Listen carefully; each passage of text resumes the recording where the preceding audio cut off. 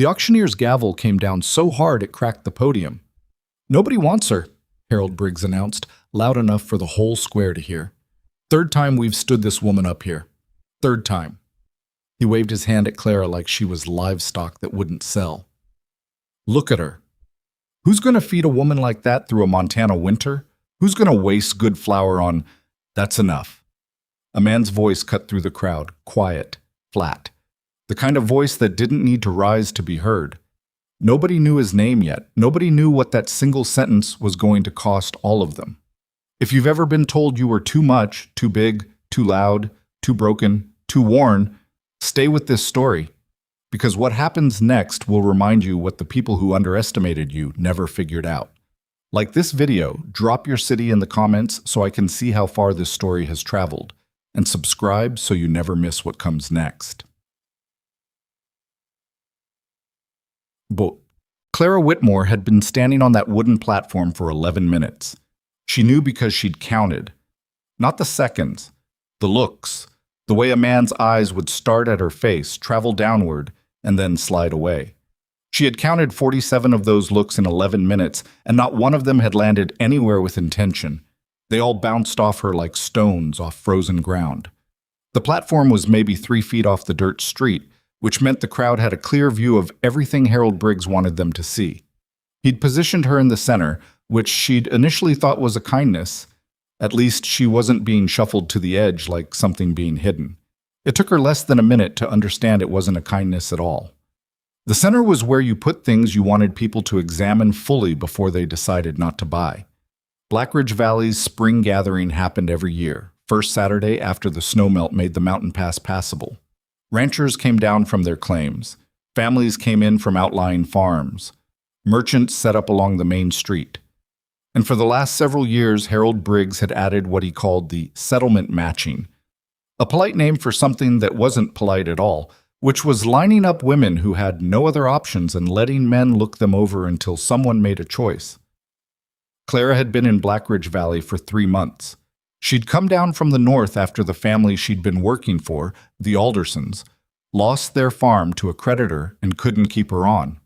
She'd arrived with 1 bag, $14, and a working knowledge of how to treat a winter cough, set a broken finger, and put up preserves that would last 2 years if sealed right. None of that had helped her find steady work in town, because the women running the boarding house and the dry goods store took one look at her and hired someone else. She wasn't stupid about why. Clara was 28 years old and large in a way the frontier had no patience for.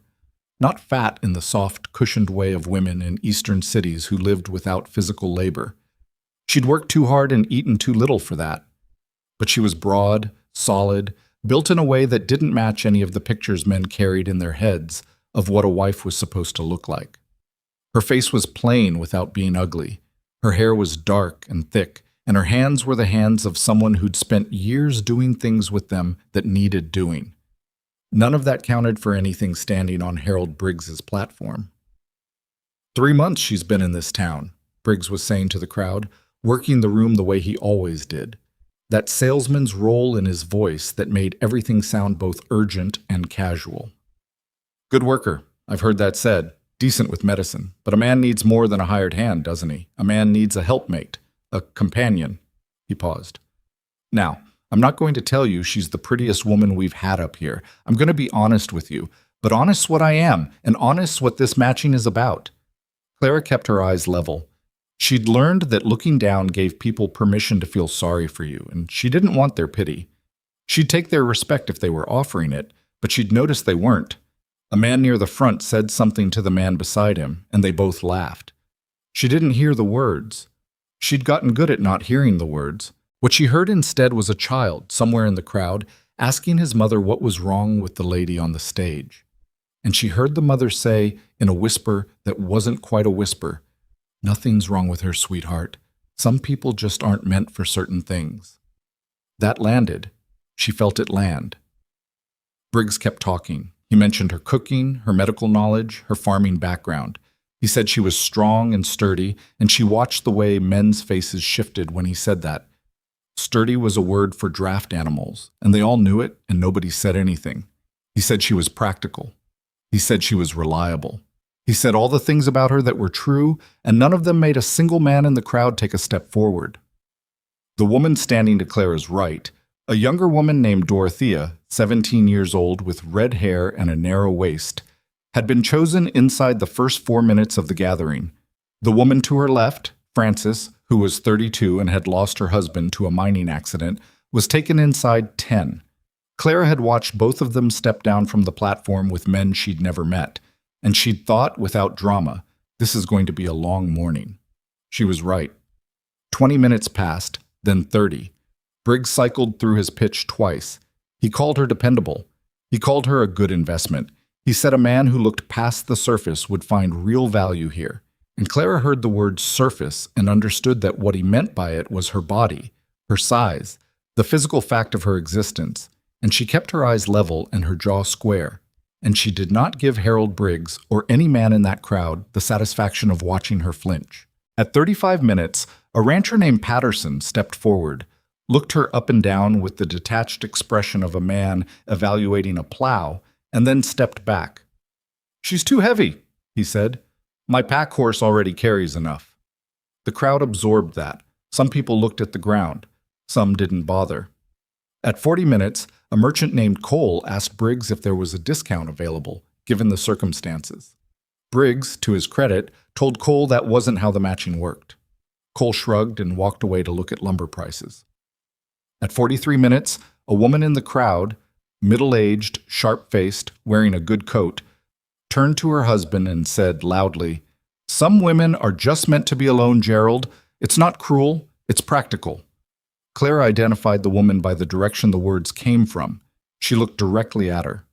The woman didn't look away, which Clara had to respect in a cold way, because at least she wasn't pretending. And then at 47 minutes, Harold Briggs set down his gavel and said what he said. "Third time up. Nobody wants her." The flower comment. All of it carrying across the square in his flat, practical auctioneer's voice, because Briggs wasn't a cruel man exactly, but he was an efficient one, and efficiency sometimes looked like cruelty from the outside. That was the moment. That was when the voice came from the back of the crowd. "That's enough." People turned. Clara didn't turn. She stayed facing forward, because turning would have looked like rescue had come, and she hadn't decided yet how she felt about that. The man who came through the crowd moved without hurrying, which was noticeable because most men in a situation like this would have either rushed forward to make a point or held back to avoid attention. This man did neither. He came through at a steady pace, and people moved aside for him not because he was imposing, exactly, but because something in his movement suggested he'd walk through them if they didn't. He was tall, lean in the way of men who worked outdoors without thinking about it, with dark hair going gray at the temples and a jaw that looked like it had been set against something for a long time. His coat was good quality, but old. His boots were working boots, not town boots. His hands, when he reached the front of the crowd, were the hands of someone who fixed things with them. He stopped at the base of the platform and looked up at Clara. She looked back. He had dark eyes, and they didn't travel. They came to her face and stayed there, which was so unusual that it took her a moment to process it. "Elias Crow," Briggs said, with the slightly nervous tone of a man who'd just been interrupted mid-performance. "Didn't know you were in town." "I'm in town now," Crow said. He was still looking at Clara. "What are the terms?" Briggs recovered quickly because he was a professional and this was a professional situation. He explained the terms. Basic settlement matching arrangement. The woman's agreement required no binding contract without her consent. The matched pair had 90 days to formalize or dissolve the arrangement by mutual decision. Crow listened without looking at Briggs. "And the woman's agreement is required first." "That's the policy, yes." Crow looked up at Clara. "You heard the terms." "I heard them," Clara said. "You have questions?" It wasn't quite a question. She studied him. "You live alone out there?" "Have for 11 years." "What changed?" Something moved across his face. Not easy to read, but not nothing either. "My property needs more than one person to run it right. I've been losing ground. Lost my foreman 2 years back and never replaced him. I need someone who can manage things." He paused. "Not someone to tell what to do, someone to make decisions." Clara was quiet for a moment. Around them, the crowd had gone very still. the way crowds do when they're watching something they didn't expect. "You don't know me," she said. "I know you stood on that platform for almost an hour and didn't look at the ground once." The woman in the good coat made a small sound. Clara didn't look at her. "That's not much of a basis," Clara said. "No," Crow agreed. "But it's what I've got." She thought about it for longer than was comfortable. She thought about the $14, now reduced to $6. She thought about the boarding house that had told her last week she had 30 more days before they needed the room. She thought about the Alderson farm and the Hendersons before that, and the 3 years of working other people's land with no ground of her own to stand on. She thought about the woman in the crowd who'd said some people were just meant to be alone. She thought about the fact that this man, whoever he was, had looked her in the face and hadn't looked away. 90 days, she said. My terms within those 90 days are my own space and my own work, and equal say on decisions. Crow didn't blink. Agreed. And if it doesn't work, then we say so and you leave with what you came with plus wages for your time. Boom, boom. Clara stepped down off the platform without waiting for Briggs's formal confirmation, because the formal confirmation was a ceremony for people who needed ceremonies, and she'd decided she was done with Harold Briggs's ceremonies. She stepped down and stood on the ground in front of Elias Crow, and he was taller than she'd realized, and she was broader than most men she'd stood in front of, and they looked at each other at eye level, nearly, and she thought, I don't know anything about this man, and he doesn't know anything about me. And this is either the smartest thing I've done in years or the worst. The crowd was murmuring, not kindly mostly. She could hear the shape of what they were saying even when she couldn't hear the specific words. Something about poor Crow. Something about what he got himself into. Something about what happens when a man makes decisions without thinking them through. Briggs, ever the professional, said something about paperwork. Tomorrow, Crow said. He looked at Clara. You have things to collect? 1 bag. I'll wait. She walked to the boarding house with the sound of the crowd behind her, and she didn't walk fast because fast would have looked like she was escaping, and she wasn't escaping. She was leaving. There was a difference, even if only she understood it. In her room, which was small and smelled like damp wool and the previous occupant's soap, she sat on the edge of the bed for exactly 3 minutes. She wasn't crying. She wasn't afraid. She was doing what she always did when something large happened, which was to sit with it long enough to understand its actual shape before she started moving again. Elias Crow. Nobody had reacted with surprise when Briggs said his name, which meant he was known in the area. Nobody had reacted badly, which meant he wasn't known for anything violent or dishonest.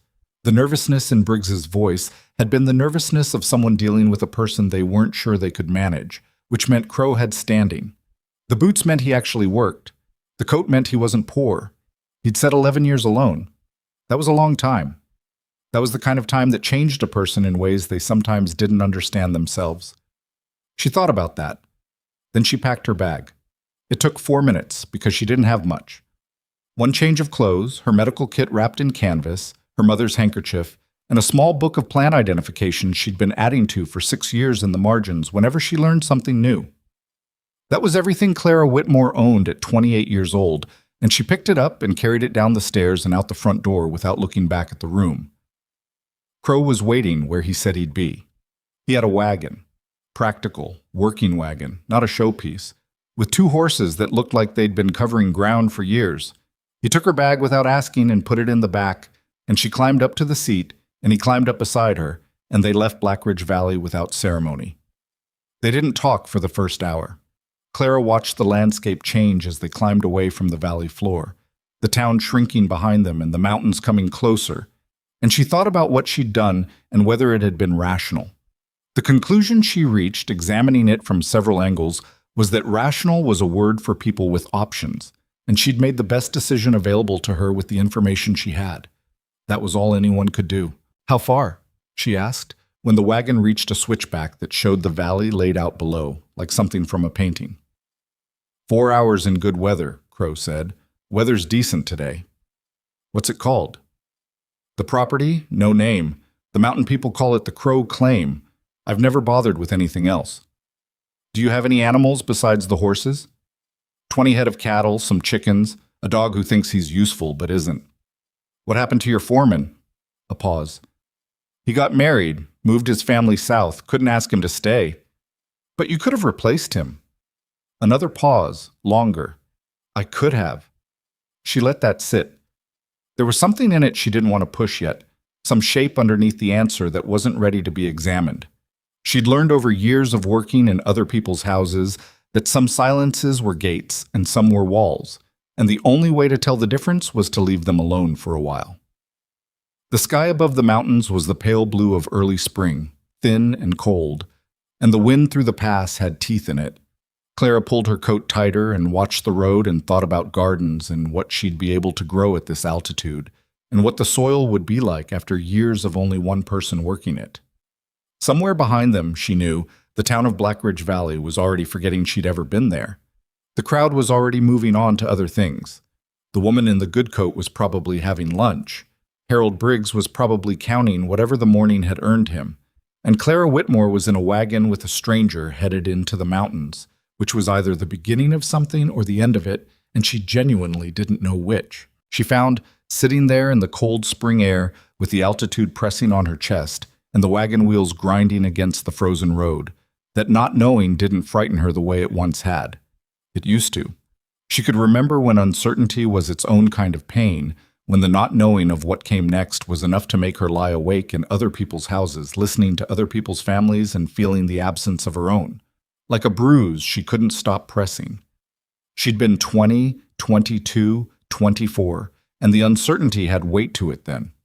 Now she was 28, and the uncertainty felt more like space, like a room that hadn't been furnished yet but might be, if the right things came together. She didn't say any of this to Elias Crow. It wasn't the kind of thing you said to a stranger on the first day, but she thought it, sitting in the wagon with the mountains coming around her on all sides, and she thought it mattered that she could think it without flinching. They stopped once, at midday, beside a narrow creek where the ice was just beginning to pull back from the banks. Crow built a small fire without making a production of it, and Clara found the food in the back of the wagon, dried meat and hardtack and something that had been bread at some earlier point in its existence, and divided it without being asked. They ate on opposite sides of the fire, not looking at each other directly, and the silence was the comfortable kind rather than the uncomfortable kind, which surprised her. "You know anything about cattle?" Crow asked when they were nearly done. "Not much. I know what I've seen. I know they're more individual than people think." "What else do you know?" She considered the question seriously, because he'd asked it seriously. Farming, preservation, medicine, not proper doctor's medicine, practical medicine. "I know what grows and where, and what it does. I know how to manage a household budget and make it stretch further than it looks like it should go. I know how to read weather." She paused. "What do you know?" He looked at her across the fire. Cattle, horses, fencing, tracking, how to survive a bad winter without losing my mind, how to fix most things that break. He paused in the same way she had, how to be alone for a long time. "Is that a useful skill?" "Turns out it is, when that's what you have."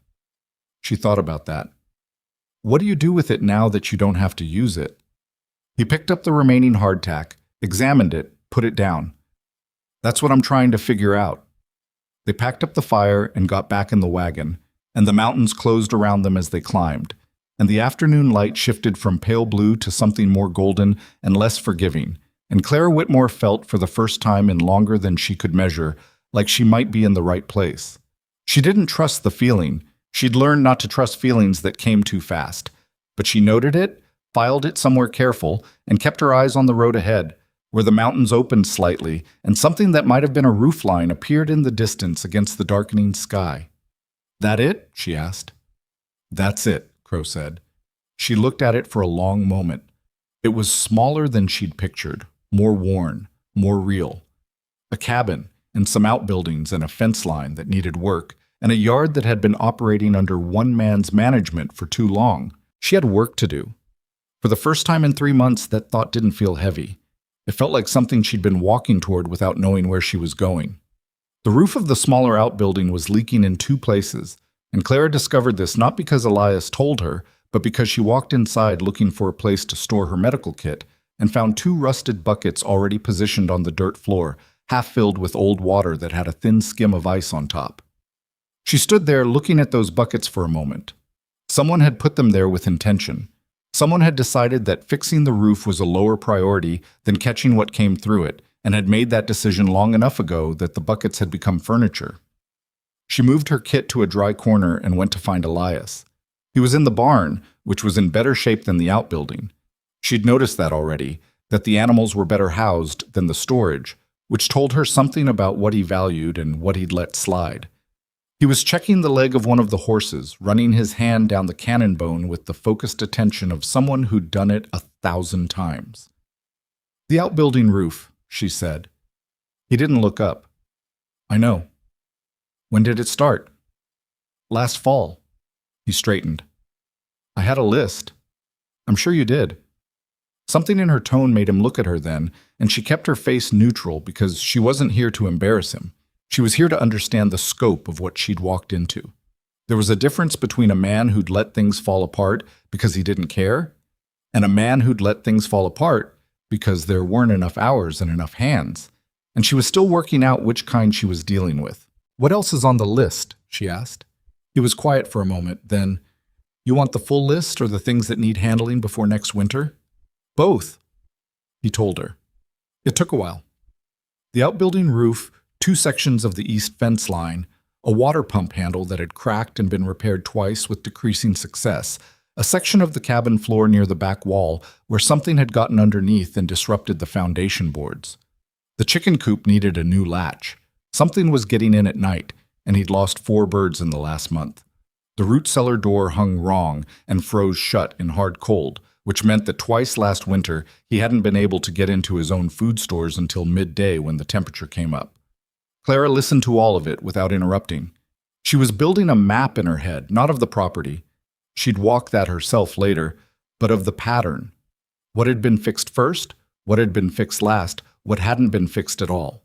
The pattern told you things a man's words sometimes didn't. What she saw was that everything he'd maintained carefully was load-bearing in the most immediate sense. The barn, the fencing closest to where the cattle grazed, the wagon. The well itself, even if the pump handle was failing. The things that kept the operation running day to day were in decent shape. The things that kept a person comfortable or organized or able to plan more than a week ahead. Those were the things that had been let go. It was the maintenance pattern of someone who'd stopped making long-term calculations. She didn't say that.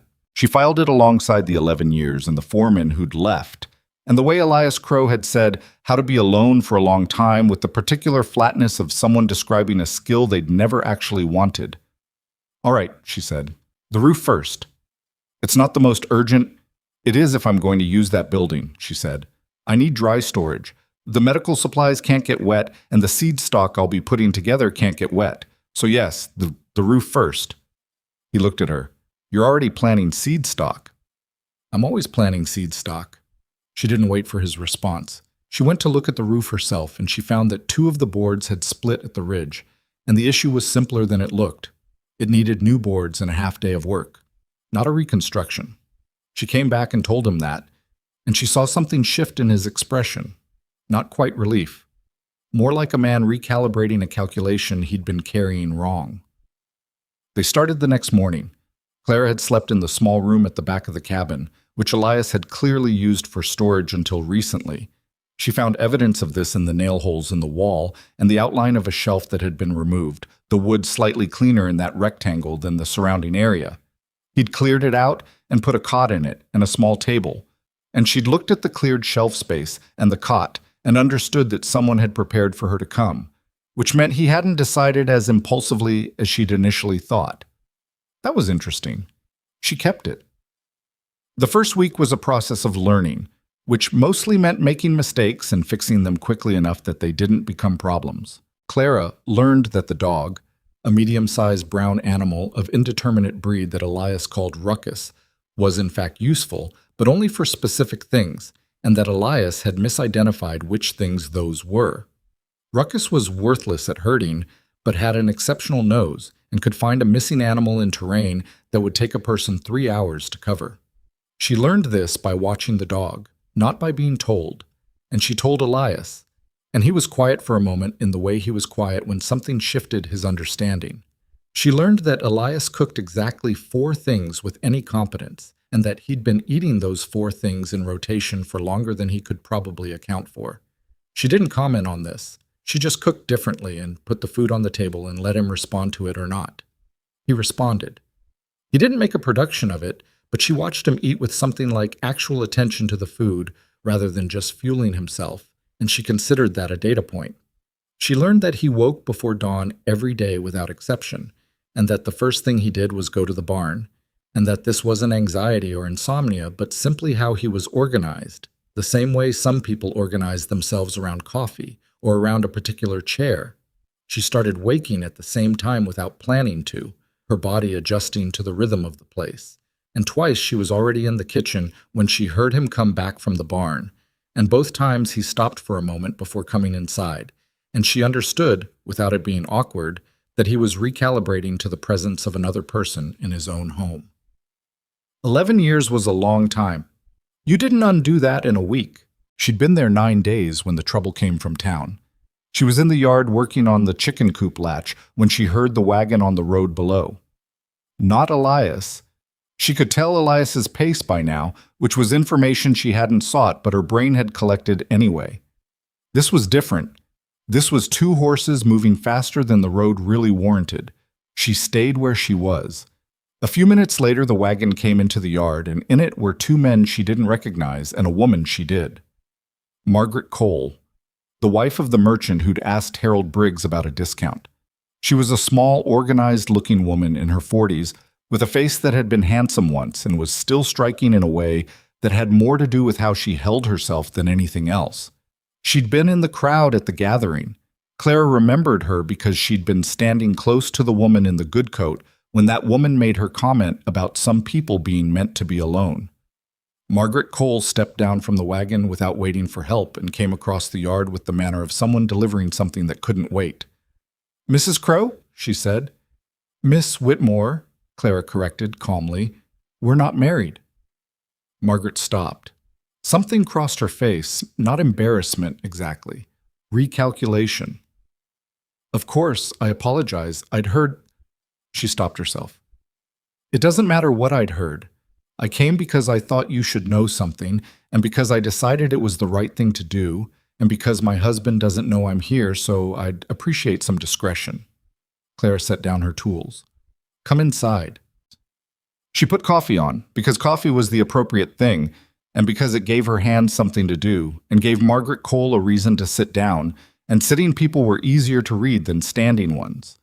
The 2 men stayed with the wagon.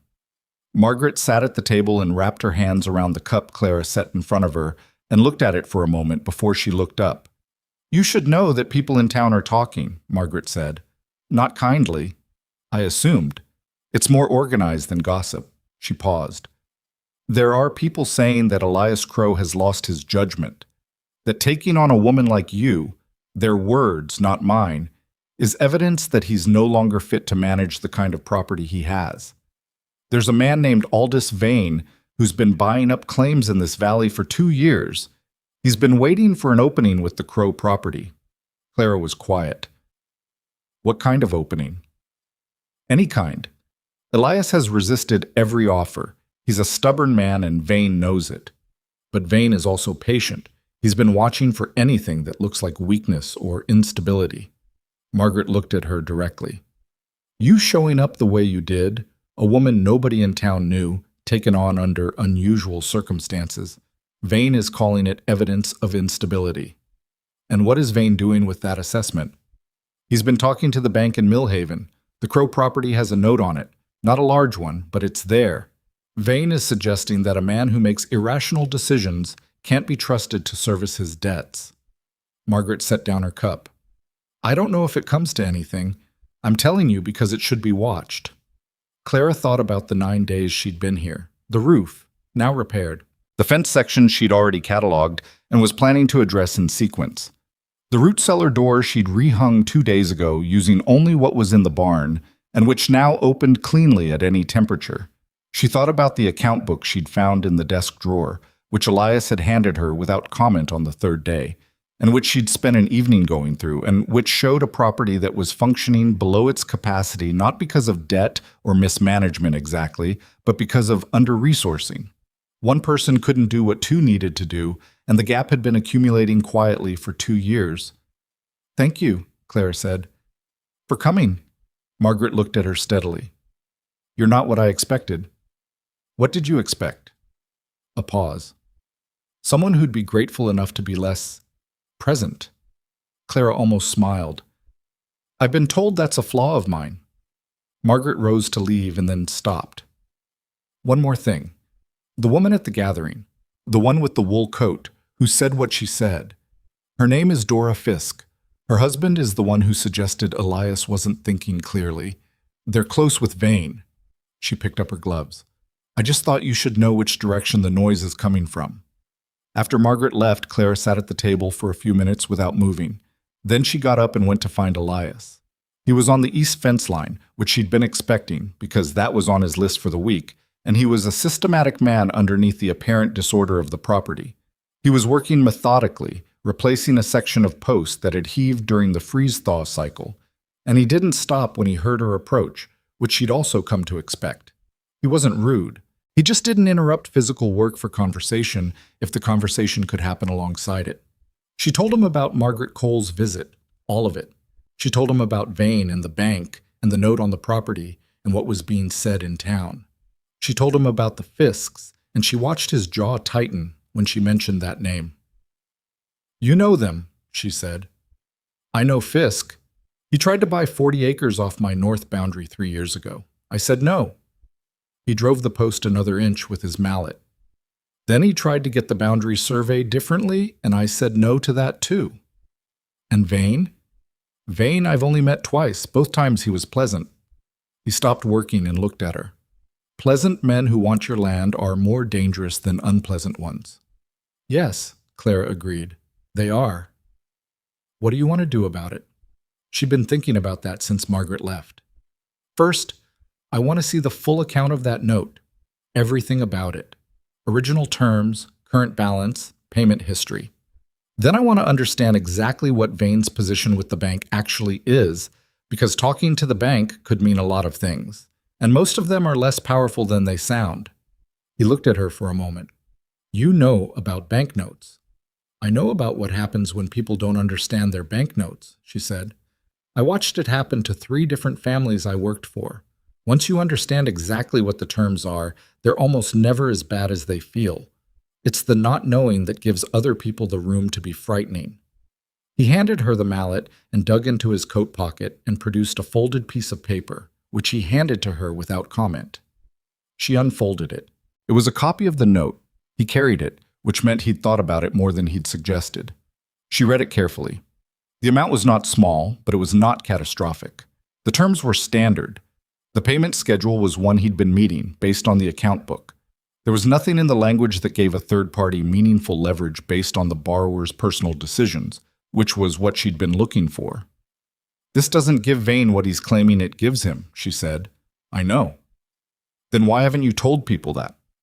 He took the paper back and refolded it and put it in his pocket. "Because I don't generally explain myself to people." "That's a preference that's costing you." He was quiet for a moment. "Probably." "It needs to change," she said. "Not completely. You don't owe anyone your private business, but when someone is using your silence to build a case against you, silence stops being a choice and starts being a problem."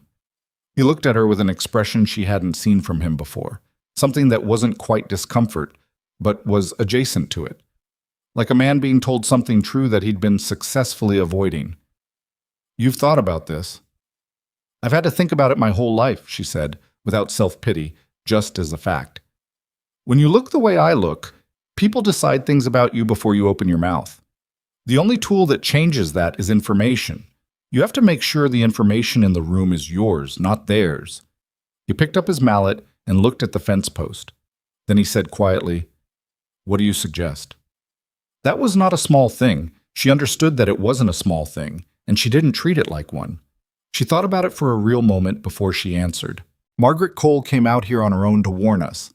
That means she's not with Vane. That means there are people in town who aren't. We start there. We don't make a campaign of it. We just stop being invisible. I don't go to town much. I noticed. We'll go more. He drove the post the last necessary distance and stood back to check it. Together? Yes. She watched him absorb that. She couldn't tell entirely what he made of it, but he nodded once, which she'd learned was what agreement looked like coming from him, and they went back to the fence line, and she held the posts while he drove them, and they worked until the light changed and the cold sharpened and the mountains around them went from gray-blue to a dark that had no color in it at all. That night, after dinner, she'd made a proper stew, the first really good meal she'd put together since arriving, using dried herbs from her kit and what was left from the root cellar. Elias sat at the table for a while after eating instead of going directly to whatever he usually did in the evenings. She was at the other end of the table going through the account book again, making notes in the margin in her careful hand. She heard him pour a second cup of coffee, which he almost never did. "My wife died," he said. She didn't look up right away. She gave the words a moment.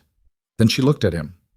He was looking at the table, at the grain of the wood, or maybe at something further away. 12 years ago? She was sick for 2 years before that. He turned the cup in his hands. The foreman who stayed, Hector, he stayed because he didn't want to leave me alone with the property and with all of it. When he finally left, I'd been alone long enough that it stopped feeling like a condition and started feeling like just how things were. What was her name? He looked at her.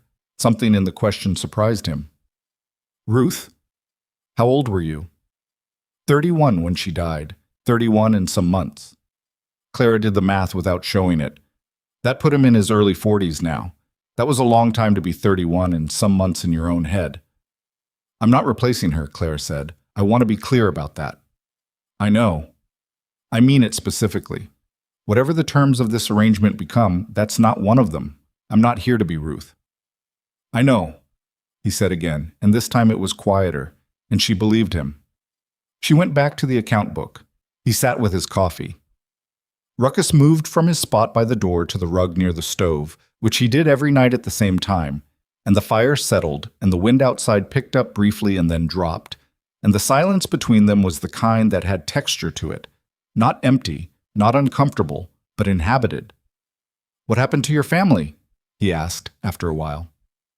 Mother died when I was 15. Father was gone before that. I went to work for the first family when I was 16. She turned to Paige. There's no dramatic version. It was just the way it was. And you've been working for families since then? 4 families in 12 years. The Praters, the Gundersons, the Hendersons, and the Aldersons. She said the names like a list she'd memorized, which she had. The Aldersons were the best of them. When they lost the farm, it was the first time I felt something close to grief about leaving a place. Why?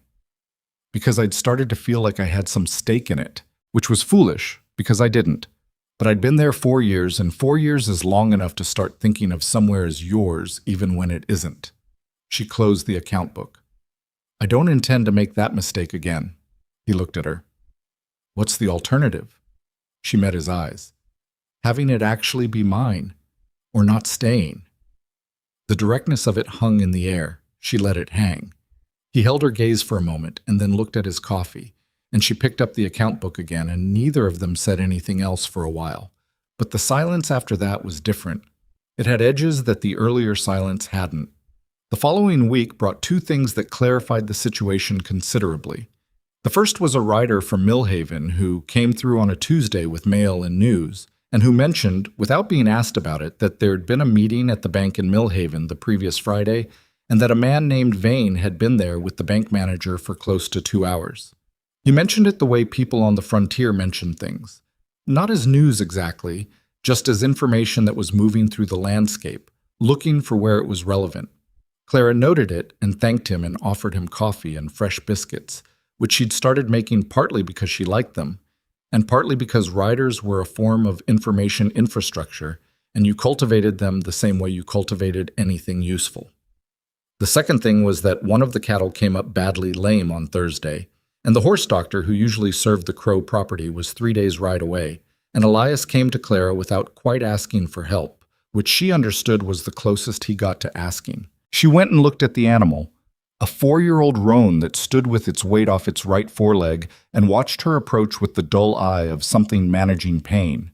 She examined the leg carefully, talking to the animal in a low voice the whole time, not because she thought it understood the words, but because the sound of a calm voice had physical effects on a frightened animal, and she knew this from experience. "It's not the joint," she said. "There's something in the hoof, something that's been there a while.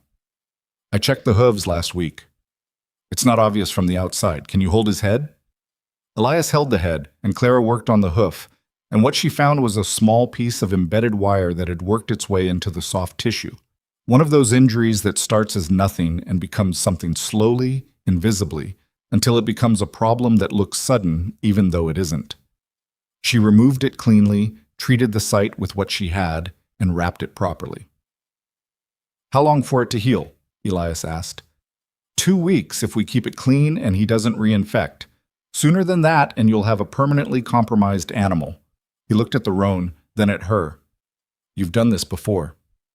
"Horses. Not often cattle. But the principles are the same and I had a good teacher." She began washing her hands in the bucket he'd brought. "One of the Gunderson boys. He was a natural with animals and had no patience for anyone who didn't pay attention. I paid attention." "Why?" She looked at him. "Why did I pay attention? Why did you spend 12 years learning everything you could in other people's houses?" It was a real question, not a polite one. She dried her hands and thought about how to answer it honestly. "Because I knew I was building toward something, even when I didn't know what it was. And because I don't like not knowing how to do things. It makes me feel like I'm at someone else's mercy." He was quiet for a moment. "Does that happen often?" "Used to," she said. "Less now."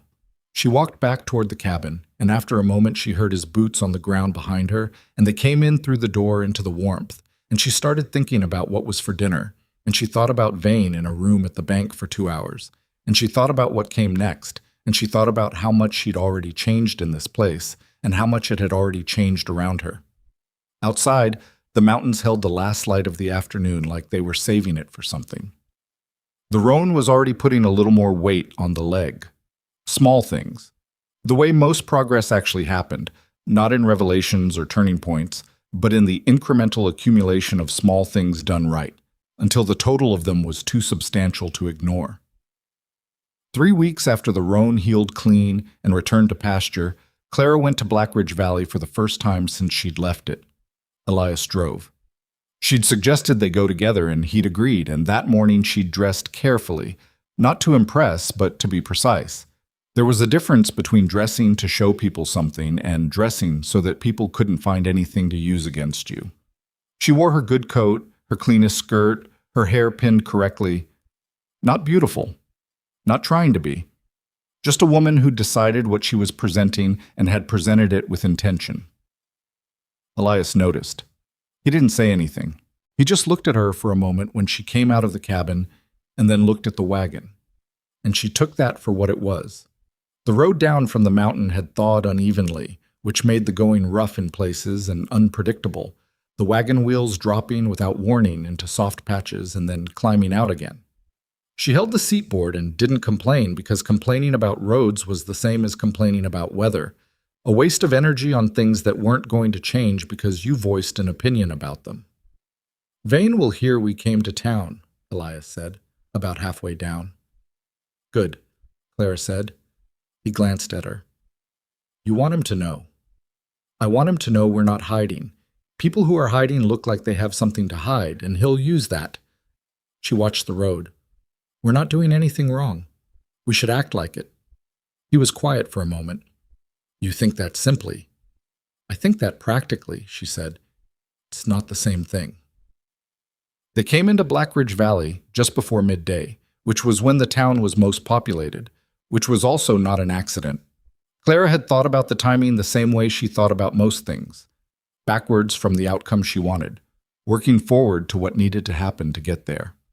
The first thing she felt when the wagon rolled onto the main street was the attention, not the dramatic turning and pointing kind, the subtle kind, the slight pause in a conversation, the glance that lasted a beat too long, the way two women near the dry goods store leaned toward each other without quite looking at her. She'd grown up receiving that kind of attention, and she'd learned to inventory it quickly and then set it aside because carrying it around was too heavy. Elias felt it too. She could tell by the set of his jaw, which had gone slightly more forward than usual. "First stop," she said, "is the dry goods store. We don't need anything from the... We need to be seen needing something from the dry goods store." He stopped the wagon. He looked at her with an expression that might have been irritation or might have been the early stages of understanding. She waited. He climbed down and came around, and she climbed down, and they walked into the dry goods store together, and the bell above the door announced them to a room that went 2 degrees quieter than it had been. Cole's Dry Goods was run by Margaret's husband, whose first name was Thomas, and who turned out to be a medium-sized man with a neat beard and the wary eyes of someone who knew his wife had done something unauthorized and was waiting to find out what the consequences were. He recovered quickly and was professionally pleasant, asking what they needed, and Clara told him they needed salt, baking powder, a length of good rope, and 2 pounds of dried beans. All of which they could have used, so it wasn't a performance exactly. It was just timed. While Thomas Cole was filling the order, Clara turned and looked at the other people in the store with the direct, unhurried manner she'd developed over years of being stared at by people who thought she couldn't see them. 2 women. A man she didn't recognize. A boy of about 12 who was pretending to examine nails. She nodded to the women. One of them nodded back, startled. The other looked away. She kept her face pleasant and turned back to the counter. Thomas Cole handed her the order and told her the price, and Elias paid it. And Clara noticed that Thomas Cole's hand was slightly unsteady when he made the change, and she filed that away too. People who were nervous around you were either guilty of something or afraid of something, and sometimes those were the same thing. On the way out, a man stepped through the door as they were stepping out, and there was the awkward geometry of 3 people in a doorway, and Clara stepped back to let him through, and he looked at her with the specific kind of look she knew from the platform. The glancing away look, the processing and dismissing, and then he looked at Elias and said, "Crow," in the flat tone of men acknowledging each other when they weren't quite friends. "Patterson," Elias said. Patterson. The man who'd said she was too heavy for a pack horse. She looked at him directly and offered him nothing, and he went into the store, and she and Elias went back to the wagon. "That was Patterson," she said. "I know. He's uncomfortable." "Good." It came out flat, and she heard something in it that surprised her a little. A protectiveness, quiet and not performed, but real. They made 2 more stops. The post office, where there was a letter for Elias from someone named Caldwell in Mill Haven that he pocketed without opening. The feed merchant, where she asked about spring grain prices with the focused interest of someone making purchasing decisions, and the feed merchant, a large, red-faced man named Bartle, who seemed to have no politics and liked everybody who came in with money, answered her with the same directness she'd used on him, and by the end of the transaction, they'd had a 15-minute conversation about soil nitrogen and crop rotation that she suspected surprised both Bartle and the 2 men listening from the corner. It was on the way back to the wagon that she saw Aldous Vane for the first time. She knew it was him before anyone told her. He was standing outside the land office talking to a man with surveyor's tools, and he had the particular quality of stillness that very confident men had. Not relaxed, exactly, but arranged. As if he'd decided where all his parts were and was satisfied with the decision. He was well dressed for the frontier. His boots were too clean for someone who worked outdoors. He saw them. He saw Elias first, and something moved across his face that he controlled quickly, and then he saw Clara, and the control became more deliberate. He crossed the street. "Crow," he said, and his voice was warm and textured, the voice of a man who'd practiced using it. "I heard you were in town. Good to see you out and about." His eyes moved to Clara with the smooth casualness of someone pretending their attention isn't calculated. "And this must be Miss Whitmore." "It is," Clara said. "Aldous Vane." He offered his hand, which she shook because refusing it in public gave him a grievance, and she had no interest in giving him anything. His grip was measured, firm enough to seem confident, not firm enough to seem aggressive. A practiced handshake. "I've heard good things about what you're doing up at the Crow property. A woman with your experience must be an asset." The word asset landed with the specific quality of a word chosen to land a certain way. She smiled at him. It's a strong property, good bones. Elias has maintained it well. Something flickered in Vane's expression. He'd been expecting something else, diffidence or gratitude, or the particular combination of defensiveness and over-explanation that people used when they felt they had something to justify. She'd given him a statement of value that left him nothing to work with. Of course, he said, recovering. Though I imagine there's always room for growth. This valley has a lot of potential that hasn't been realized. He looked at Elias. I've been thinking about that north boundary conversation we had a few years back. If you were ever open to revisiting, I'm not, Elias said. Vane nodded pleasantly. Of course. Of course. The offer's always there. He looked at Clara again, and this time the warmth in his expression had a different quality underneath it, something that was neither warm nor cold, but simply calculating. It's good to see you both. The valley needs more people who are willing to put down roots. He went back across the street. Clara watched him go. He's good, she said quietly. Yes. The bank meeting. What was in the letter from Caldwell? Elias looked at her. I haven't opened it. Open it now. He did, right there on the main street, unfolding it with hands that were steady, and he read it and then handed it to her without comment. She read it. Caldwell was a lawyer in Millhaven, apparently someone Elias had used before, and the letter was a brief account of what Caldwell had heard about Vane's meeting with the bank, which was that Vane had proposed a joint venture arrangement that would use his purchase of existing notes as collateral for development loans, and that the bank manager had been interested but not committed, and that the note on the Crow property had specifically been mentioned as one of several in the valley that Vane was hoping to acquire or leverage. Clara folded the letter and handed it back. He's trying to buy your debt, she said. If he owns the note, he has standing to influence the terms. Put pressure on the payment schedule. Create a default scenario. And if I default, he has grounds to move on the property. Not automatic grounds, but grounds. She looked at the land office across the street. How much is left on the note? He told her. She did the arithmetic in her head, checked it, did it again. How much do you have liquid, in cash or something close to it? He was quiet for a moment in the particular way he was quiet when the question was about something he hadn't fully looked at. I'd need to check against the account. Then we check against the account tonight, she said. Because if you can retire that note before Vane can get to it, the leverage disappears. It doesn't solve everything, but it removes the most specific tool he has. Elias looked at her for a moment. You worked this out when? When Margaret told me about the bank meeting. I've been running the numbers since then. She picked up her package from the counter. I wasn't sure enough to say anything until I saw him. And now you're sure? I'm sure enough. They drove back up the mountain in the afternoon light, and she was quiet for most of it, working through the rest of the arithmetic. And he was quiet in his own way, and the silence was the comfortable kind again, which she'd stopped being surprised by and had started simply accepting as one of the conditions of being here. The letter from Caldwell went into the desk drawer with the note, and that night they went through the account book together for the first time.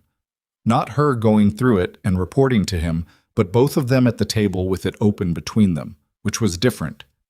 She pointed to the figures and he explained the history behind them, and she asked questions and he answered them, and it was the closest thing to a real conversation about the property they'd had, not the practical back and forth of daily work, but the longer view, the shape of the thing over time.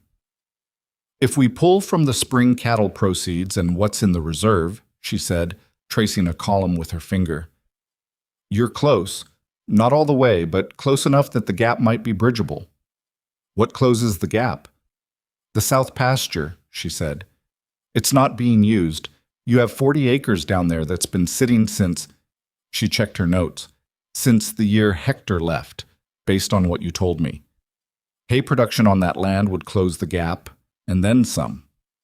He looked at where her finger was on the page. I'd need help to work that land. You have help now. He looked up at her. She kept her eyes on the page. There was a long pause. That's 40 acres of hard work, he said. Most work worth doing is hard work. He was quiet for a moment. Clara, She looked up. Why are you doing this? He said it without accusation, without challenge, like someone asking a real question they didn't know the answer to. You've been here 5 weeks. This isn't what was agreed. She thought about how to answer that because she'd been thinking about the question herself. If she was honest, in the quiet hours and in the early mornings when she was awake before him and the cabin was still and she could think without organizing the thoughts first. Because it matters, she said finally. The property matters. Getting this right matters. She paused.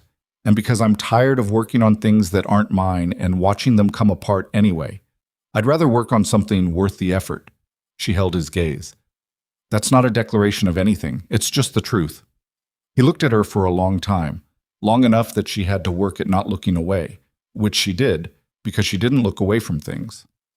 All right, he said. The South Pasture. The preparations for the South Pasture took the better part of the following 2 weeks. Clara threw herself into the work with a focus that had a quality of controlled urgency. She'd done the math, she understood the timeline, and she didn't have the luxury of being slow about it. She mapped the field, tested the soil in 5 places the way she'd been taught, determined what the land would and wouldn't support at this altitude and in this soil, and laid out a plan for the first cutting that was built around what they actually had, rather than what would have been ideal. The problem she hadn't fully accounted for was the fence. The South Pasture was bordered on 2 sides by fencing that had been adequate when it was last maintained, which had been 3 years ago at minimum. Walking it, she found 4 sections that wouldn't hold under working conditions. Not the kind of thing you could patch, but the kind that needed to come out and go back in from the post up. That was a week of work at minimum, and a week they could technically spare, but only technically, and she came back to the cabin in the late afternoon of the day she walked it and told Elias, and he listened to her assessment with his arms crossed and his jaw doing the thing it did when he was working something out internally. I can do 3 sections in a week if I push, he said. The 4th, we do it together, she said. I've set fence before. It's heavy work. I'm aware of that. He looked at her steadily for a moment, not with doubt exactly, but with something that was still adjusting to what she was. She held his look and didn't argue with it because she understood what it was. Not dismissal, just a man whose picture of the world was being redrawn in a place he hadn't expected it. And that took time. They started on the fence the next morning. It was heavy work, as he'd said, and she didn't pretend it wasn't. Her back hurt by midday, and her hands were worse, and she didn't mention either of these things because mentioning them would have given him an opening she didn't want opened. She worked methodically, the way she did most things, focused on the task in front of her rather than the total size of the task, because the total size was always discouraging and the individual task in front of you was always manageable. By the second day, he stopped looking at her to check if she was managing. She took that as the equivalent of a compliment. On the 4th day, while they were working the 3rd section, Ruckus started barking from the direction of the road. A specific bark she'd learned by now, the one that meant someone was coming who the dog didn't know. She and Elias both straightened and looked, and what came down the road was not a wagon, but a rider, and the rider came in fast enough that it was either urgency or poor manners, and when he got close enough to see his face, she didn't recognize him. Elias did. That's the Hartley boy, he said, from the valley below. The Hartley boy, a young man of about 19 actually, with the sunburned look of someone who worked outdoor in all weather, pulled his horse up short and was already talking before the animal had fully stopped. There'd been an accident on the Hartwell claim, he said, and his words came out slightly tangled in the way words did when someone had been carrying bad news while riding hard. His mother. She'd fallen. The way he said fallen suggested the word was doing a lot of work and wasn't quite doing enough of it. How bad? Clara asked. He looked at her, apparently surprised she'd asked instead of Elias. Bad enough that my father doesn't know what to do. He said she's breathing, but she won't. He stopped. She won't respond. She's just lying there. Clara was already moving. She went to the cabin and got her medical kit, the full kit, not the portable version she carried for minor things. And she came back out and she looked at Elias. I need to go, she said. I'll drive. You're faster on horseback. He was already going for the barn. The Hartley claim was 40 minutes from the Crow property, which felt much longer than 40 minutes on the back of a horse in terrain that wasn't designed for speed. Elias rode ahead. He knew the land, and she followed, concentrating on the ride rather than on what she was going to find, because speculating about injuries before you saw them was wasted mental energy. What she found was a woman in her mid-50s lying on the kitchen floor of a small, clean house, with a gash at her temple and a stillness that wasn't sleep. Her breathing was audible from across the room, which was both reassuring and not. A breathing pattern that was audible usually meant it was labored, which meant there was pressure somewhere there shouldn't be. Clara knelt down and did what she'd been taught to do, in the order she'd been taught to do it, without rushing. The man who'd taught her, the older doctor who'd worked the Gunderson territory when she was 20, had told her that hurrying through an assessment just meant you made your mistakes faster, and she'd taken that seriously enough to make it a permanent habit. There was a concussion, certainly. There might be more than that. The gash needed cleaning and closing, which she could do. The deeper question, what was happening inside the skull, was beyond her tools and genuinely beyond her, and she said so to the husband, a large, gray-haired man named Martin, who was standing in the doorway with the specific stillness of a man who was frightened and was using stillness to manage it. "She needs a doctor," Clara said. "A real one, not me. I can stabilize her, and I will, but someone needs to ride to Millhaven." "That's a day and a half. Then someone needs to leave now," she said. Not unkindly, just plainly, because plain was what the situation needed. "I'll stay with her until the doctor comes. I'll do everything I can." She looked at Martin Hartley directly. "But I need you to understand what I can and can't do, and then I need you to make the decision." Martin Hartley looked at his wife on the floor, and something passed across his face that had nothing to do with Clara and everything to do with a man confronting what it looked like when you might lose the person you'd built your entire life around. She'd seen that look before. She recognized it. "I'll go," said the Hartley boy from behind his father. "Take the best horse," Elias said, from where he'd been standing quietly near the door. The boy was gone in 4 minutes. Clara turned back to her patient. She worked through the afternoon and into the evening without stopping except once, when Elias brought her a cup of water and set it on the floor beside her without comment and without interrupting what she was doing, and she drank it without looking up and kept working. She cleaned the wound and closed it with what she had, which wasn't ideal but was competent. She monitored the breathing. She talked to Mrs. Hartley, whose name was Opal.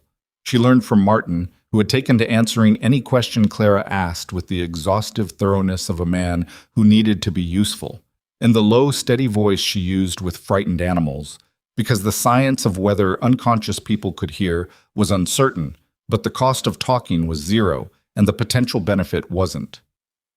Around 9 o'clock that night, Opal Hartley opened her eyes. Not fully, not with recognition, but they opened. Clara recorded the time in her head and kept her voice steady and told Opal exactly where she was and that she was safe, which were the two things a person waking from unconsciousness most needed to know. Opal's hand moved slightly toward the sound of the voice. Behind Clara, Martin Hartley made a sound she didn't look at. She kept her eyes on her patient. It took another 2 hours before Opal was truly conscious, confused, in pain, asking about her chickens, which Clara took as an excellent sign, because a person asking about specific domestic details had a brain that was organizing itself around familiar things, and that was exactly what you wanted to see. The doctor arrived the following afternoon, having ridden through the night from Millhaven, and he examined Opal with the brisk efficiency of a man who'd been woken at 2 in the morning and had covered a lot of ground since then. He was thorough without being warm, which was a valid approach. He confirmed the concussion, confirmed no fracture based on what he could assess, confirmed that Clara's treatment of the wound was correct, and that her monitoring through the night had been appropriate. He told Martin Hartley that his wife would need rest and care but would recover. Then he looked at Clara with the assessing expression of someone encountering something that didn't fit neatly into their existing categories. "You've done this before," he said. It wasn't quite a question. "Some version of it," she said. "I'm not a doctor." "No," he agreed. "But you're not useful either." He looked at his bag, then back at her. "Where'd you train?" "I didn't. I watched and I read and I asked questions when people would answer them. He looked at her for a moment. And when they wouldn't. I figured it out from what I could see. He packed his bag without any further comment, which from a man like that she interpreted as a form of respect. She and Elias didn't leave until late afternoon, when she was certain enough about Opal's condition to feel comfortable leaving her with her husband and the older daughter who'd arrived from a neighboring claim by midday. The ride back was quieter than the ride out, the urgency gone, replaced by something slower and heavier, the particular exhaustion that came from sustained concentration rather than physical labor. They were halfway home when Elias said, "You were there all night?" "Yes." "You didn't sleep?" "No." A pause. "Did you think she'd make it?" Clara thought about it honestly. "I thought it was likely, but I've thought that before about patients who didn't." She watched the road. "You don't know. You do what you can and you don't know. And you can live with that." "I've had to learn to." Another silence. The horses moved at a walking pace now, the urgency behind them and the mountain ahead. "The people in that house," Elias said quietly, "they didn't ask anything about you. Where you came from, what you looked like, what anyone thought about you." He paused. "They just needed you." "That's what emergencies do," Clara said. "They strip everything down to what actually matters. And what actually matters is what you can do." She looked at him. The light was low and golden, the way it got in the late afternoon before it started going purple, and his face in that light was tired and something else she couldn't quite name. "Yes," she said, "what you can do, and whether you're willing to do it." He nodded slowly, looking at the road ahead, and she turned back to the road too, and they rode the rest of the way in the comfortable silence that had by now become one of the conditions of being near this man, something she'd stopped examining and simply lived inside, the way you stopped examining the air you were breathing once you'd established it was safe. The cabin was cold when they got back, the fire down to embers. She rebuilt it while he saw to the horses, and by the time he came inside there was warmth again, and she had bread from 2 days ago warming on the stove and the last of the salt beef cut thin and arranged on the plate, and they ate at the table without ceremony, the way they'd eaten every night for 5 weeks. And outside the mountain held the dark in its ordinary way, and somewhere to the south, Opal Hartley was sleeping in her own bed with her husband in a chair beside her, alive because someone had known what to do and had done it. Small things, the total of them, accumulating.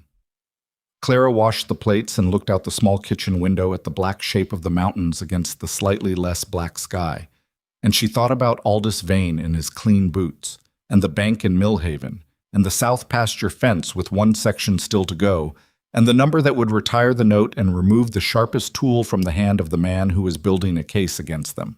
She thought about all of it, and she was tired in her bones, and she was not afraid.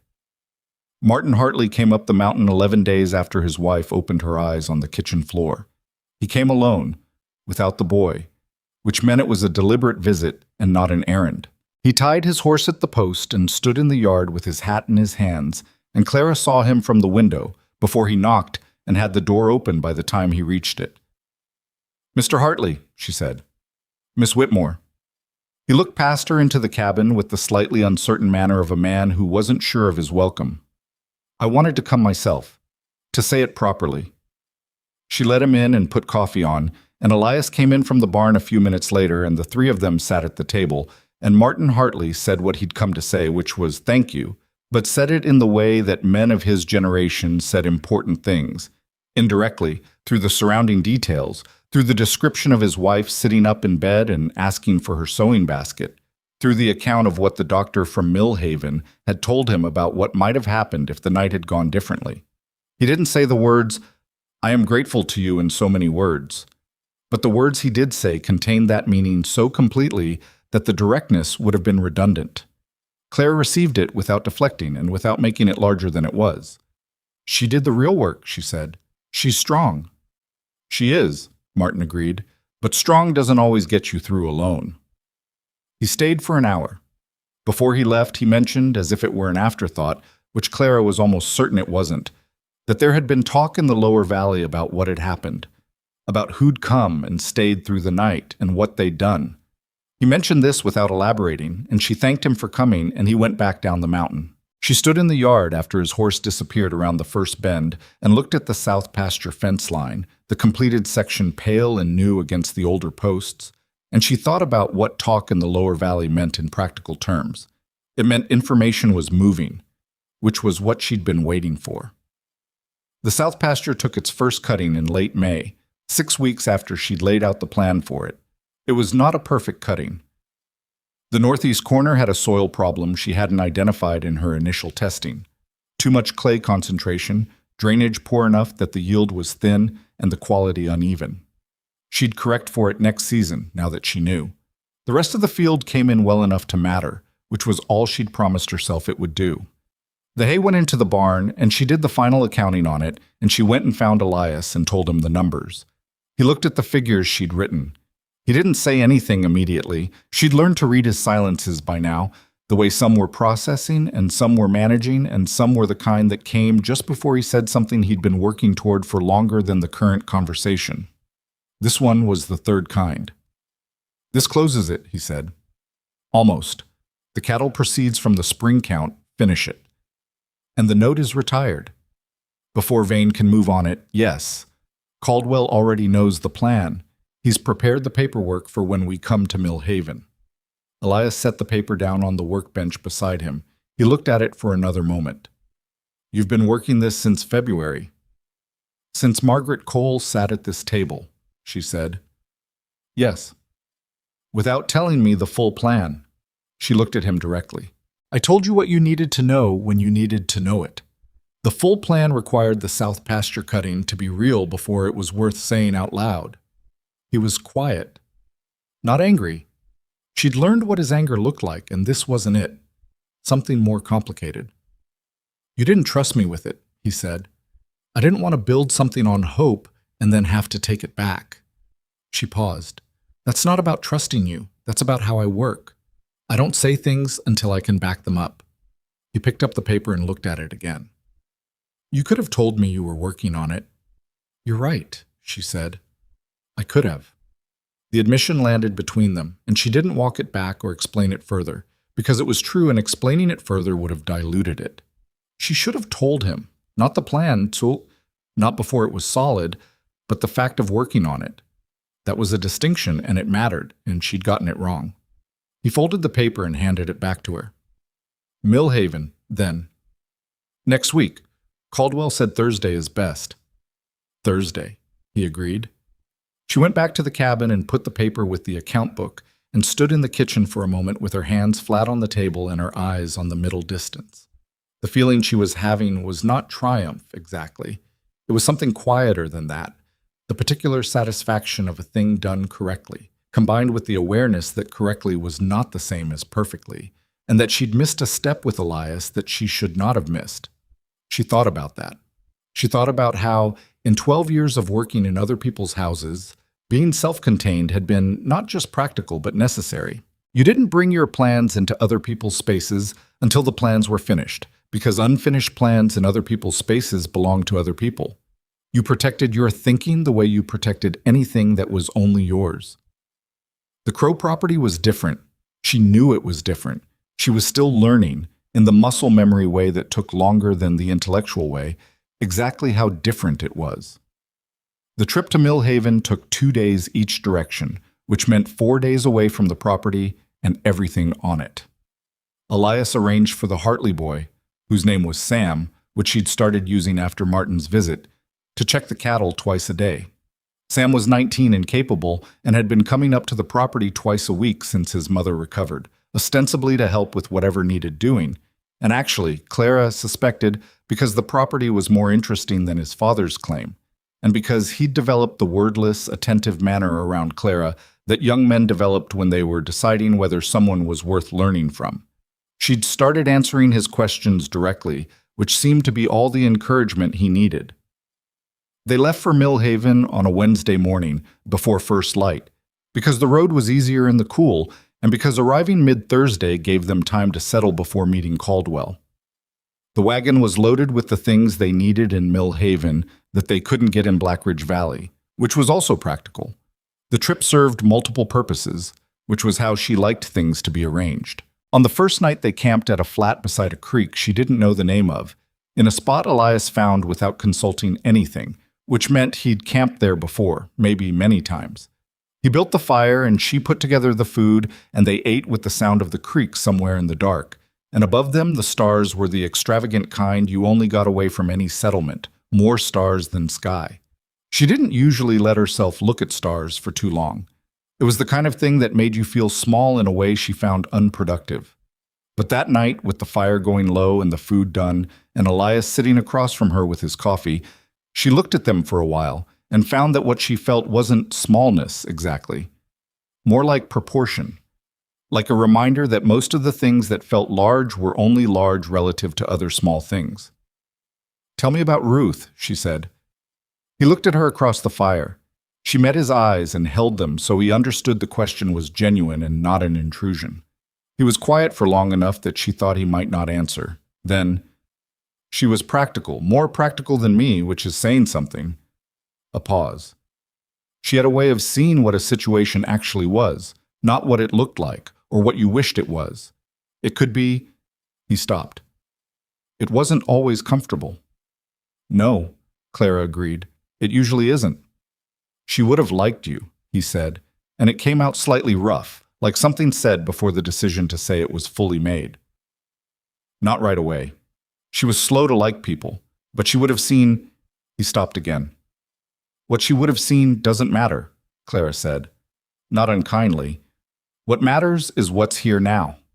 He looked at the fire. "I know." "Do you?"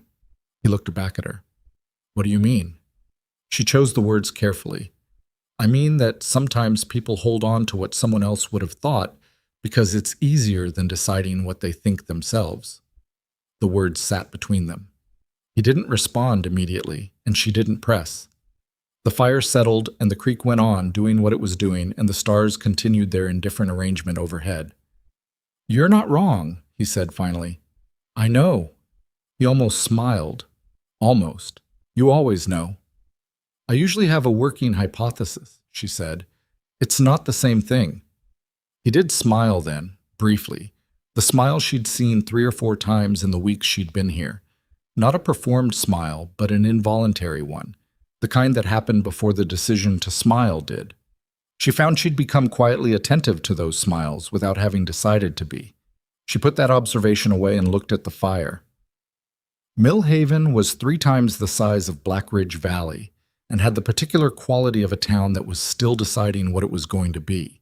Some buildings that suggested permanence and money, some that suggested someone had arrived with ambition and then scaled back, and the general creative disorder of a place where a lot of different kinds of people were coexisting out of proximity rather than intention. Caldwell's office was on the 2nd floor of a building that had a law practice on the 2nd floor and a dentist on the 1st, which Clara found both practical and slightly grim. Caldwell himself was a thin man of 60, with reading glasses pushed up on his forehead and the organized desk of someone who handled a lot of paper and had long ago made peace with the fact that the paper was never going to stop coming. He received them without formality, which she appreciated, and laid out the paperwork for the note retirement with the efficiency of a man who'd prepared it ahead of time and was simply now executing the plan. She read everything before signing anything, which Caldwell observed with the neutral expression of a lawyer encountering someone who actually read documents, something that apparently struck him as neither positive nor negative, but simply notable. The bank visit came after. The manager, a man named Horace Fenn, who had the soft handshake of someone who spent most of his time behind a desk, received them in his office and went slightly pale when he understood the purpose of the visit, which confirmed what Caldwell had told them about Vane's timeline. They were ahead of it. Not by much, but ahead was ahead.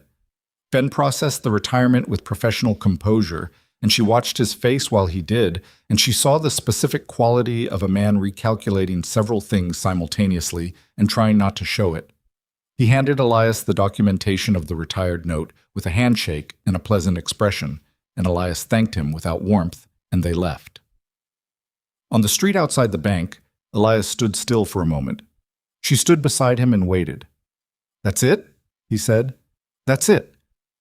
11 years I've been carrying that note. Now you're not." He was quiet for a moment, and she let him have it. Not every moment needed to be managed or moved through. Some of them needed to be stood in.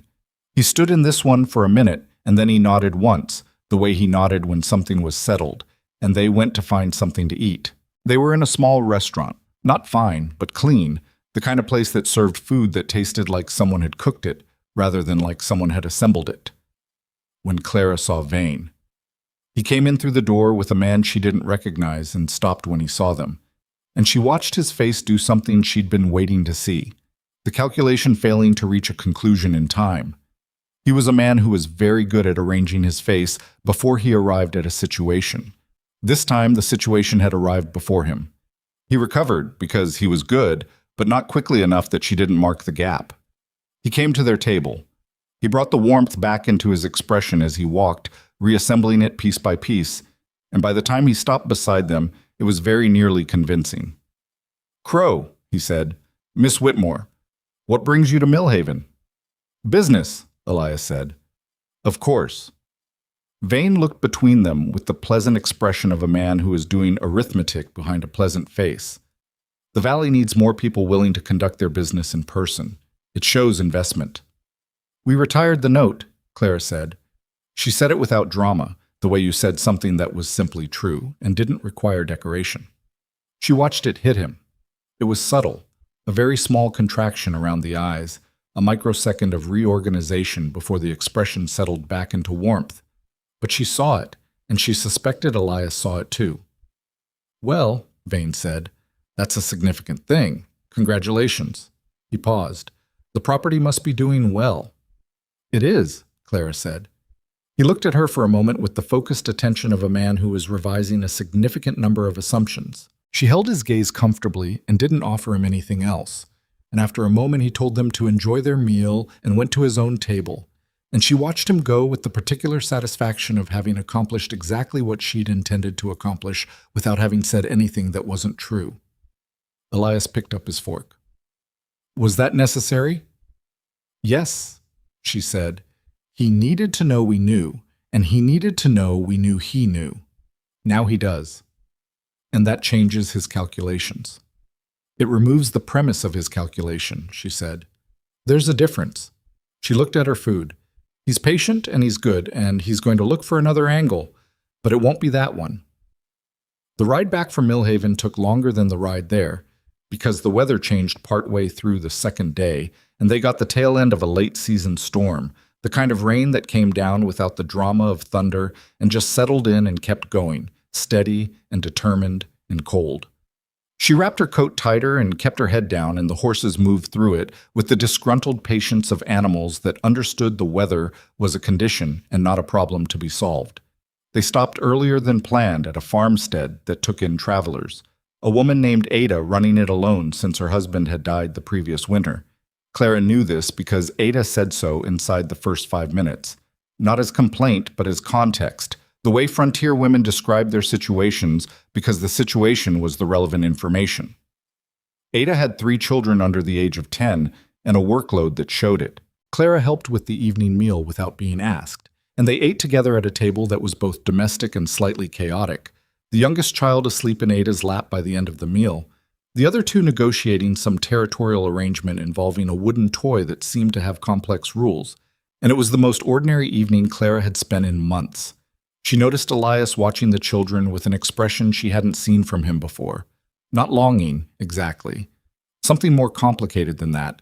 Something that was looking back at something as much as it was looking at what was in front of him. Later, when the children were down and Ada had gone to check the animals, Clara and Elias sat by Ada's small fire, and he said, without looking at her, "Ruth wanted children." She waited. "She died before—" He stopped. "It wasn't the illness. She was sick for 2 years. Before that, there were 3 years when we—" He stopped again. "It didn't happen." "I'm sorry," she said. She blamed herself. "I told her that was wrong, and she told me I didn't understand, and she was right." He looked at the fire. "She understood something I didn't. That wanting something very much and not getting it doesn't stay in the place where the wanting is. It spreads." Clara thought about that. She thought about it in the context of her own life, the wanting that had been the constant background of her years working in other people's houses. Not for children specifically, but for the kind of permanence that children represented. The sense that you were building something that had a future, that the work you did today would be part of something that mattered tomorrow. It spreads, she agreed, but it doesn't have to spread all the way. He looked at her. What does that mean? It means you can know what didn't happen without letting it define what didn't happen next. She met his eyes. You're 51 years old, and you've spent 11 years letting one ending be the only story. The directness of it sat in the air. She didn't back away from it. You think I should let it go, he said. I think you've already started, she said. I think you started the day you stepped forward on that platform. He was quiet for a long time.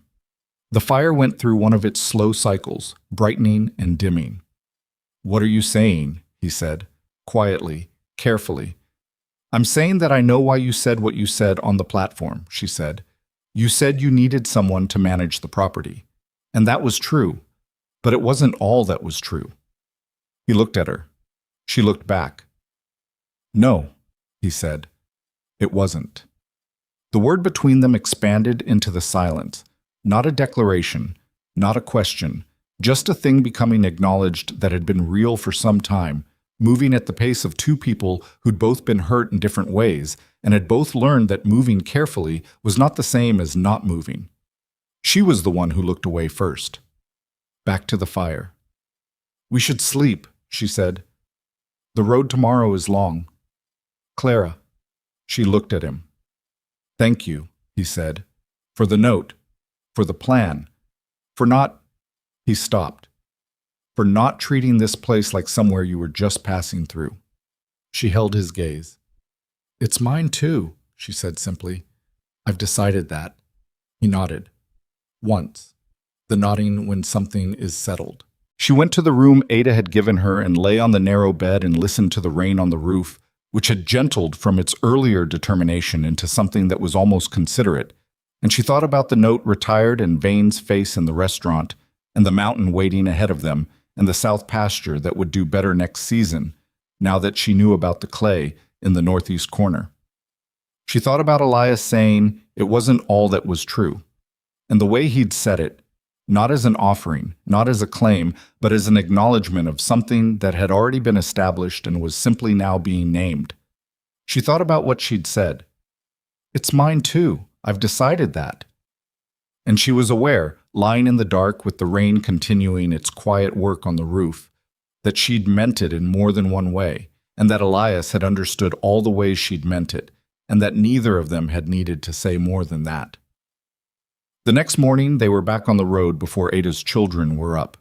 They came down into Black Ridge Valley on the way back, because it was on the route, and because there were things they needed, and because she'd meant it when she'd said they would stop being invisible. This time, the attention in the town had a different quality, less the covert examination of something being assessed, and more the particular attentiveness of people who'd heard something and were now reconciling it with what they were seeing. They'd heard about Opal Hartley. Clara could tell. The way people's eyes rested on her slightly longer than dismissal and slightly shorter than friendliness. The recalibration register. Not acceptance, but the thing that came before acceptance, which was the suspension of the prior conclusion. It wasn't comfortable and it wasn't warm, but it was real. And real was what she'd been working toward. At the dry goods store, Thomas Cole was less unsteady than the last time. His wife came through from the back while they were there and greeted Clara by name without the performative hesitation of someone doing something they'd talked themselves into, which meant the hesitation was gone, which meant something had shifted in Margaret Cole's internal accounting of who Clara Whitmore was. At the feed store, Bartle greeted her with the easy warmth of a man who'd decided months ago that she was worth talking to and had not changed his mind. She asked about the summer grain prices, and he told her, and they talked for 10 minutes about a new feed arrangement he was trying from a supplier in the East, and she listened with genuine interest because it was genuinely interesting. And when they left, he called after them that they should come back in August when the new stock arrived. On the street, a woman she didn't know stopped and said, "You're the woman who stayed with Opal Hartley." "I helped," Clara said. Opal stayed with herself. The woman looked at her for a moment. I'm Frances Dole. My husband has the claim east of Hartley. She paused. If you ever, we have children. If anything, I know where you are, Clara said, and you know where I am now. Frances Dole nodded and went on her way. Elias waited until they were back at the wagon. Does that happen often? It's happening now, she said. That's what matters. He looked at her with the particular expression he had when she'd said something he was going to be thinking about for the next several hours. She'd come to find that expression one of the more satisfying things about being around him. Not because she liked being looked at that way exactly, but because it meant the thing she'd said had landed with real weight. And landing with real weight on Elias Crow required that the thing be actually substantial. They loaded the wagon and headed up the mountain in the late afternoon, and the town fell behind them the way it always did. Not dramatically, just incrementally diminishing as the road climbed. And the mountains took them back in their unhurried way, and the Crow property was there when they arrived, as it always was, unchanged in their absence and somehow slightly more itself for their return. Sam Hartley had done his job. The cattle were accounted for. The chickens were intact. Ruckus was asleep on the porch and raised his head when they came into the yard, and then lowered it again with the dignity of a dog pretending he'd been watchful all along rather than simply comfortable. Clara went inside and put the fire on. She moved through the cabin with the unthinking ease of someone in their own space, which was not a thing she'd had in any of the four families' houses, not even the Aldersons, not in 12 years. She stood for a moment at the kitchen window and looked at the mountains in the last of the day's light, which were doing what mountains did at that hour, holding the color longer than anything else, going from gold to amber to a deep red that had no name she'd ever found adequate. Behind her, Elias came through the door.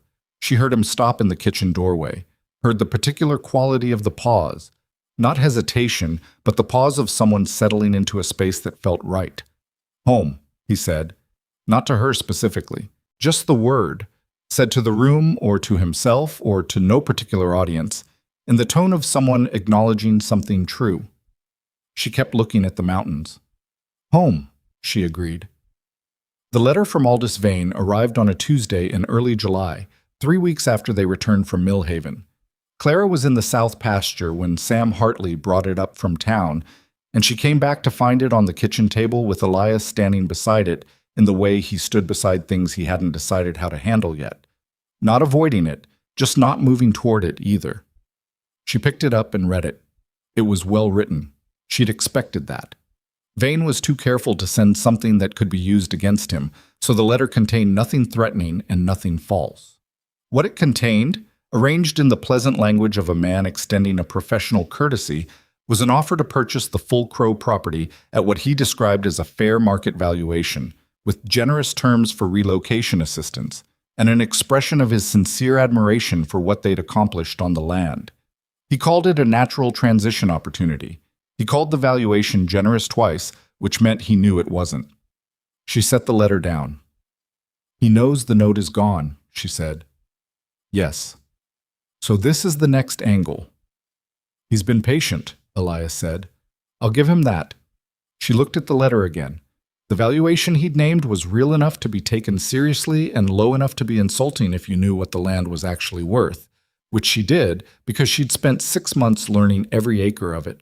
What he was offering amounted to roughly 60% of what comparable land in the valley had sold for in the past 3 years, and that was before accounting for the improvements. The repaired fencing, the productive south pasture, the root cellar that now opened reliably, the property that was functioning at a level it hadn't reached since before Ruth died. What do you want to do? She asked. The same question he'd asked her about Vane back at the beginning. I want to tell him no, Elias said, same as every other time. Then we tell him no. She paused, but not with a letter. He looked at her. A letter gives him room to respond in writing, adjust the offer, create a paper trail that looks like a negotiation, she said. We tell him in person, in town, where people can see the conversation. You want witnesses. I want the answer to be visible, she said. There's a difference. They went to Black Ridge Valley the following Saturday, which was when the town was fullest and the chances of encountering Vane were highest. She'd thought about whether to send word ahead to ensure he'd be there and decided against it. Sending word gave him time to prepare and arrange his own witnesses. And what she wanted was the natural version, the version that happened before anyone could arrange anything. Vane was there. She saw him outside the land office, which had become his customary position in town, the way certain men established a kind of gravitational center in a place by returning to it reliably enough that people started expecting them there. He was talking to a rancher she recognized from the lower valley, and when he saw the Crow wagon coming down the main street, he said something to the rancher that wrapped up the conversation, the smooth efficiency of a man who could end one interaction and begin another without either party feeling the seam. Clara climbed down from the wagon and Elias came around and they walked toward him together, not hurrying, and she watched him read them the way she'd learned to read people, the way his eyes went to their faces and stayed there rather than going to the wagon or the horses, which meant he was focused on what they were about to say rather than on what they'd brought. "Crow," he said warmly. "Miss Whitmore." He included her in the warmth with the smooth deliberateness of a man who'd reassessed his approach and incorporated the reassessment. "I trust you received my letter." "We did," Clara said. She waited. She'd found over the months that waiting, not an awkward silence, but a deliberate, comfortable pause. Unbalanced people who were used to controlling the pace of a conversation.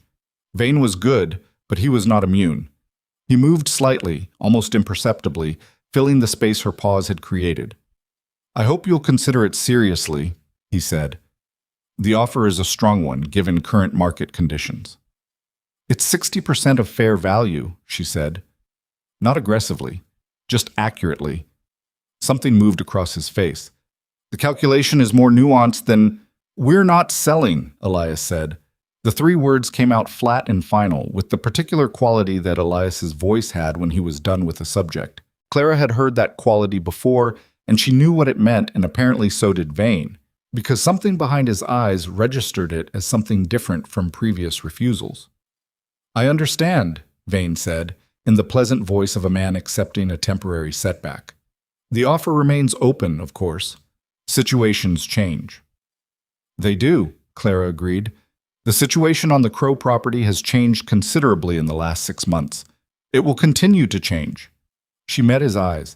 That's the part worth understanding. There was a pause that was longer than his pauses usually were.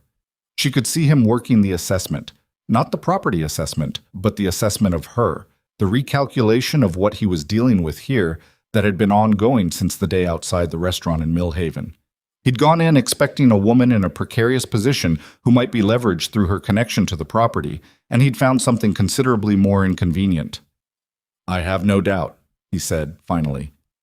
And then, with the particular grace of a man who knew when a position was untenable, "I hope you'll come to me if you ever reconsider." He walked away without hurrying, and she watched him go, and she thought, he's not done. Patient men were never done after one loss. But the field had changed, and he knew it, and knowing it would change his approach, and the approach he'd use from here would be less specific to the note and more general to the valley, which meant it was less targeted at them and more dispersed, which meant it was less dangerous. Not gone. Less dangerous. She could work with less dangerous. Behind her, she heard Bartle's voice from the feed store doorway. "Crow, Miss Whitmore, you have a minute?" They went over. Bartle had the summer grain prices written on a board inside his door, and he wanted to talk through the implications for the season, which was a conversation she was genuinely interested in having, and while they were having it, 2 other ranchers from the lower valley drifted in and joined the conversation in the way that conversations in small towns accumulated people who had a stake in the subject. She noticed, somewhere in the middle of it, that no one was looking at her the way they'd looked at her on Harold Briggs's platform. They were looking at her the way you looked at someone who knew what they were talking about. It was not a dramatic shift. It was not a moment of public vindication. It was just people talking about grain prices and listening to her when she spoke, which was such a basic thing that the fact of its absence before made the presence of it feel quietly significant in a way she didn't have language for and didn't try to find. After, walking back to the wagon, she passed the woman from the platform. Dora Fisk, the one who'd said some people were just meant to be alone, whose husband was connected to Vane.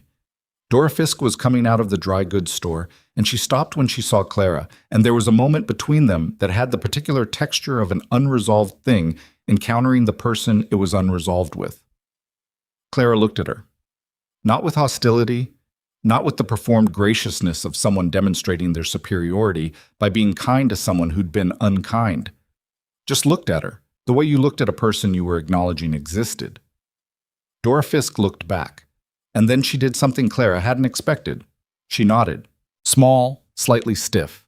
The nod of someone who was not going to apologize and was not going to pretend nothing had happened, but was offering the minimum acknowledgement of the current reality. Clara nodded back and walked on. Elias was beside her. What was that? That was a woman deciding what the story is going to be from here, Clara said. I'll take it. The summer moved the way summers on the frontier moved, with the relentless pace of seasons that didn't wait for anyone's schedule and required constant response. The South Pasture's second cutting came in better than the first. The northeast corner improved by the drainage work she and Sam had done in June. The cattle were healthy. The chickens were, for the first time in the property's recent history, not losing birds to whatever had been getting in at night. She'd solved this by a method that was neither elegant nor complicated, just a matter of spending 3 evenings watching what came and where it came from, and then addressing that specific thing rather than the general problem.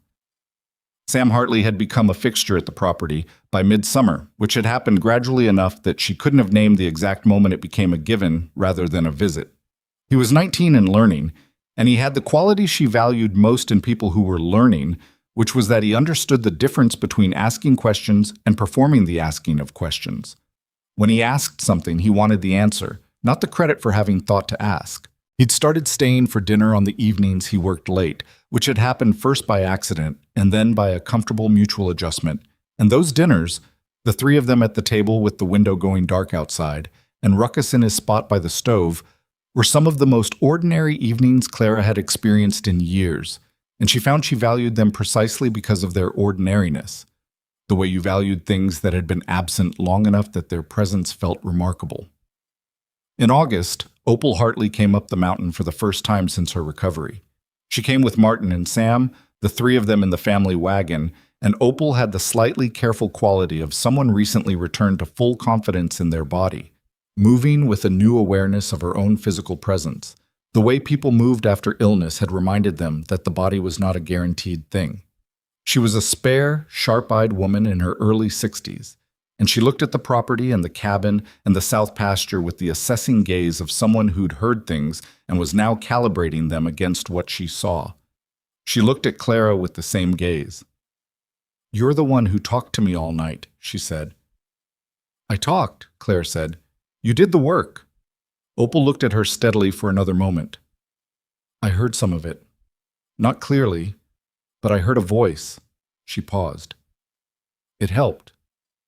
Clara didn't make a performance of this. I'm glad." They ate together, the 6 of them. Clara had made enough, which Elias would later tell her was not an accident on her part, and he was right.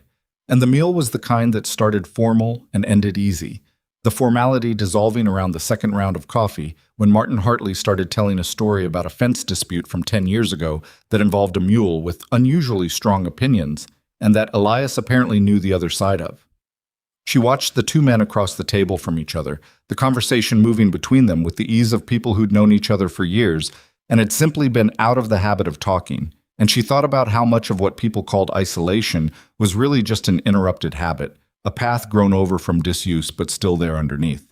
After dinner, Opal found Clara in the kitchen. "The town talks about you," she said without preamble, which Clara had already identified as Opal's characteristic mode. "I know. It talks differently than it did." "I know that too." Opal was quiet for a moment, looking at the window. "I was at the gathering in April. I saw what Briggs did. I saw you stand there." She paused. "I didn't step forward, and I didn't say anything." Clara looked at her. "Most people didn't." "That's not the same as it being right." Clara considered that. "No," she said. "It's not the same. But the people who are quiet because they're uncomfortable and the people who are quiet because they agree are 2 different things. I knew that." "You could tell the difference?" I've had a lot of practice telling the difference. Opal looked at her with something that took a moment to identify. It was respect, but the specific kind that came from someone who'd had to earn their own and therefore recognized when someone else had. "You're not what I expected," she said, which was, Clara noticed, almost exactly what Margaret Cole had said, and in almost exactly the same tone. "What did you expect?" Clara asked, for the second time to the second person. Opal almost smiled. "Someone easier." Clara did smile briefly. "I get that a lot." What happened in September was not something she'd planned for, which was one of the things she would think about later. How the things that changed the shape of your life most permanently were rarely the things you'd been preparing for. It started with Vane. Not directly. Not with another letter, or another approach to the bank. This time, it was a different instrument. A legal challenge to the Crow property's eastern boundary, filed quietly in the Millhaven County records in late August, discovered by Caldwell and sent by express post with a letter that was longer and more alarmed than Caldwell's letters usually were. The challenge was built on a survey from 15 years ago, older than Elias's ownership, originating from the previous holder's period, that showed the eastern boundary line running approximately 40 feet west of where the current markers placed it. 40 feet across the length of the eastern boundary added up to nearly 3 acres, and 3 acres on that side of the property was where the creek ran, and the creek was the water source for the south pasture. And without the south pasture water source, the calculation she'd built the past 6 months on stopped working. She read Caldwell's letter twice. Then she read the attached survey documentation. Then she sat very still for a moment and did something she rarely did, which was allow herself to feel the thing before she started working on it. What she felt was not panic. It was something colder than that. The specific anger of someone who'd done everything right and was being made to pay for it anyway, which she recognized from her life as a feeling she couldn't afford to live in for long, but needed to pass through honestly before she could move. She gave it 3 minutes. Then she went to find Elias. He read Caldwell's letter with the controlled stillness of a man managing his response to something that genuinely threatened him. She watched his jaw do what it did. She waited. "The old survey," he said. "Yes. There was a dispute about that boundary when I bought the property. I thought it was settled. Do you have documentation of that?" He looked at her. Then he went to the desk and opened the bottom drawer, which she'd seen him open maybe twice in 6 months, and he went through it with careful hands, and he came out with a folder that had the particular quality of something not recently touched. He handed it to her. She went through it at the table, slowly, completely. She found what she was looking for on the 6th page, a letter from the previous owner to the county office, dated 14 years ago, referencing a formal boundary agreement and citing a survey that postdated the one Vane was using. "There's a second survey," she said. He leaned over to look. "Where?" "It's referenced here, not included, but it exists." She looked at him. "We need to find it." "If it's in the county records." "Vane has access to the county records too," she said. "If it was there and easy to find, he would have found it and either used it or disposed of it. So either it's not there or it's there, but not easy to find. Or it doesn't exist anymore. Or that," she agreed, "but we start by assuming it does." What followed was 2 weeks of work that had nothing to do with fences or pastures or cattle and everything to do with paper. Letters to Caldwell, a trip to Millhaven that she made alone while Elias managed the property, because one of them needed to be there. Hours in the county records office, going through documents that hadn't been organized well to begin with and had been made worse by the accumulation of years. The county records office was run by a woman named Hester Price, who had the tired, faintly philosophical demeanor of someone who'd spent 20 years watching people come in, looking for documents that would either save or ruin them. She was not unkind. She was also not particularly motivated until Clara sat across from her desk and told her plainly what she was looking for and why. And Hester Price listened with the focused attention of someone encountering a situation that was more interesting than the average. And then she got up and went to a section of shelving in the back that Clara would not have found on her own, and she came back with a ledger. "Survey archive," Hester said. "These don't get indexed. They get filed chronologically when someone files them, and that's the end of it." She set the ledger down. You're looking for something 14 to 15 years old? The letter references a survey completed during the property transfer period, Clara said. Spring of that year, based on the timing. Hester opened the ledger to the appropriate section and ran her finger down entries in a handwriting that had been careful once and become less careful with repetition. She stopped. Here, she said. Survey of the Crow East Boundary, spring, filed by a surveyor named Hollins. Is it here? The actual survey? Hester went back to the shelves. She was gone longer this time. Clara sat at the table and did not allow herself to think about what it would mean if the document was missing or damaged or simply gone, because that kind of thinking was expensive and she couldn't afford it yet. She thought instead about the notation in the letter, the specific language the previous owner had used when citing the boundary agreement, the care of the language, the care of a man who'd been precise because precision mattered to him. Hester came back with a rolled document that had aged to the color of old cream and was tied with a ribbon that had been red once. She set it on the table. Clara untied it, unrolled it carefully, smoothed the edges. It was the survey. Complete, signed, dated, stamped with the county seal of a clerk whose name she could make out despite the fading. The boundary line was drawn clearly, running exactly where the current markers placed it, 40 feet east of where Vane's challenge claimed it should be. She sat very still for a moment. I need a copy of this, she said. An official copy with your signature and the current county seal. That'll take a day, Hester said. I'll wait, said Clara. She sat in the county records office while Hester Price made the official copy, and she thought about Aldous Vane finding the old survey and building a legal challenge on it. And she thought about how close it had come, how if she hadn't pushed Elias to go through his desk, how if that bottom drawer had stayed closed, how if the previous owner had been less precise in his language. She thought about how most things that looked like luck were actually the accumulated result of careful practice, and how even careful practice didn't always work, and the fact that it had this time was not something she'd planned for, but something she would not waste. She brought the copy back to the property on a Thursday evening, and Elias read it at the kitchen table with the same controlled stillness as the letter, and then he set it down and looked at her for a long moment. You found it, he said. Hester Price found it, Clara said. I found Hester Price. He almost smiled, the involuntary kind. Caldwell filed the counter-documentation the following week. The legal challenge collapsed inside of a month. Vane wrote no more letters. She heard through Margaret Cole, who had become a reliable source of Valley information, not through any arrangement but simply through the natural process of two women who'd found each other useful, that Vane had shifted his attention to properties in the northern part of the valley, 3 claims held by older men who were considering retirement. That was his nature. He didn't stop, he redirected. Patient and redirecting. You couldn't stop a man like that permanently. You could only make your own ground too difficult and too well documented to be worth his patience. He'd found easier ground elsewhere. That was the best she'd hoped for, and it was enough. The first frost came early that year on a night in late September when the sky had been clear all day and the temperature dropped faster than the season's average. She knew it was coming. She'd read the signs, the particular quality of the afternoon light, and the way the cattle moved. And she'd spent the day getting the last of what needed to be in before the cold arrived. She was alone on the property.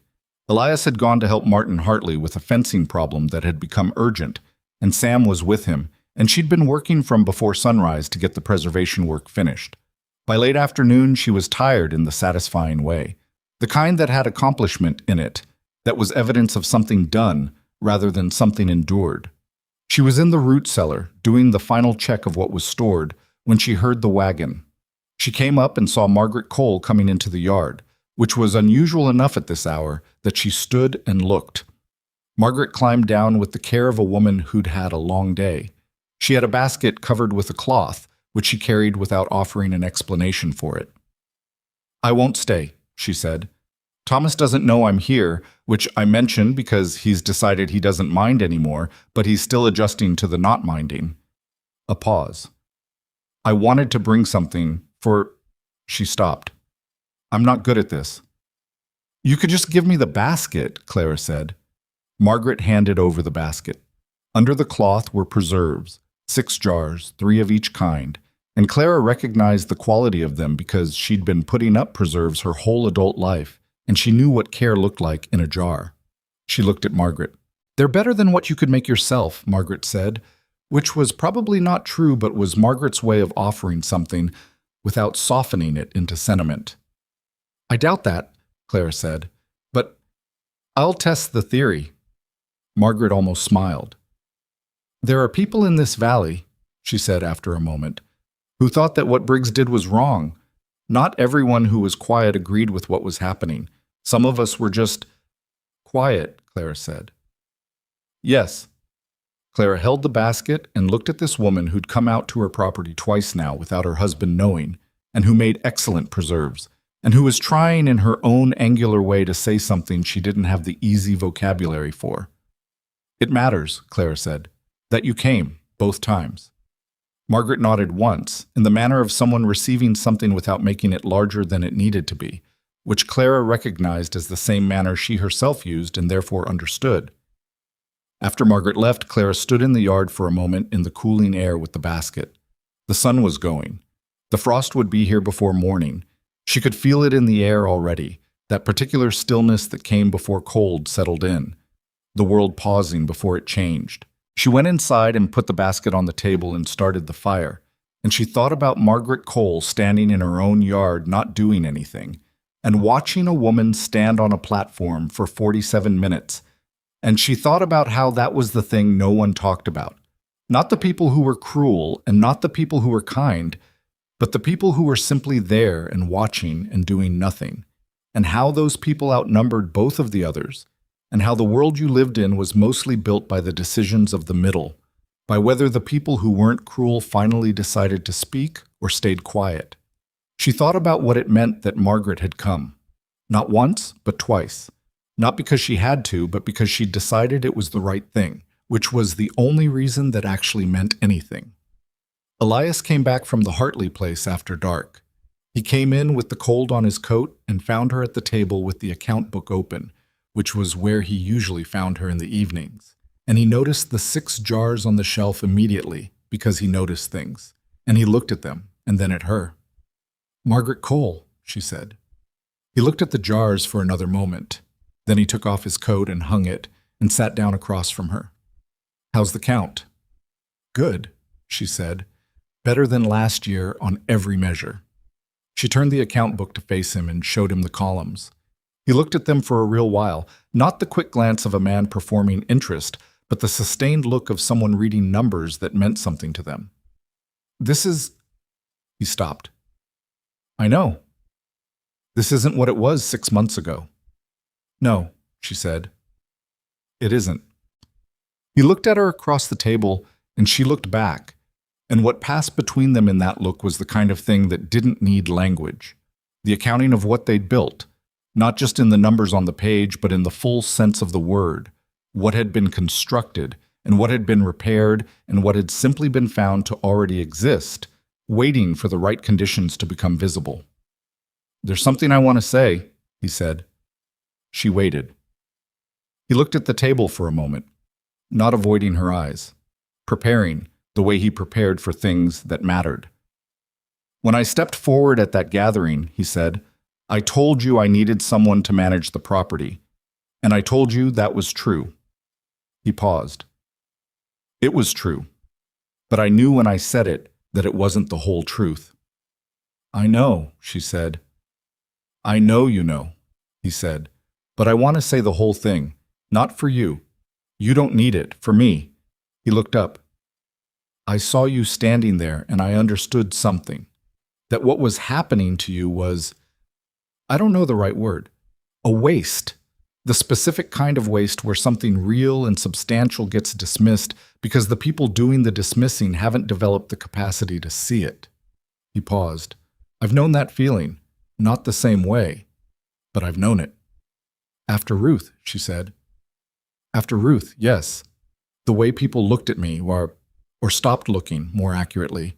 A man who couldn't keep his wife alive, a man running a property alone. At some point, I think people decided I'd chosen it, the aloneness, and stopped questioning whether I was all right with it because the questioning was uncomfortable." A pause. "I wasn't all right with it." I know, she said softly. I stepped forward because I recognized something in you, he said. Not the circumstances. The thing underneath the circumstances. He met her eyes. A person who hadn't been seen yet. And I thought... He stopped. I thought if I could see it, maybe something about that mattered. She held his gaze and didn't deflect from it, because he'd said he was doing this for himself, but she understood that it was also an offering, and you didn't deflect from a real offering. You received it. It mattered, she said. Clara. Yes. He said the next thing plainly, without arrangement, the way he said the things that were most true. I would like this to be permanent. Not the arrangement, not the 90 days, which ended months ago, or the property agreement, or whatever Briggs's paperwork said. I mean, he stopped and then said the simple version. I would like you to stay.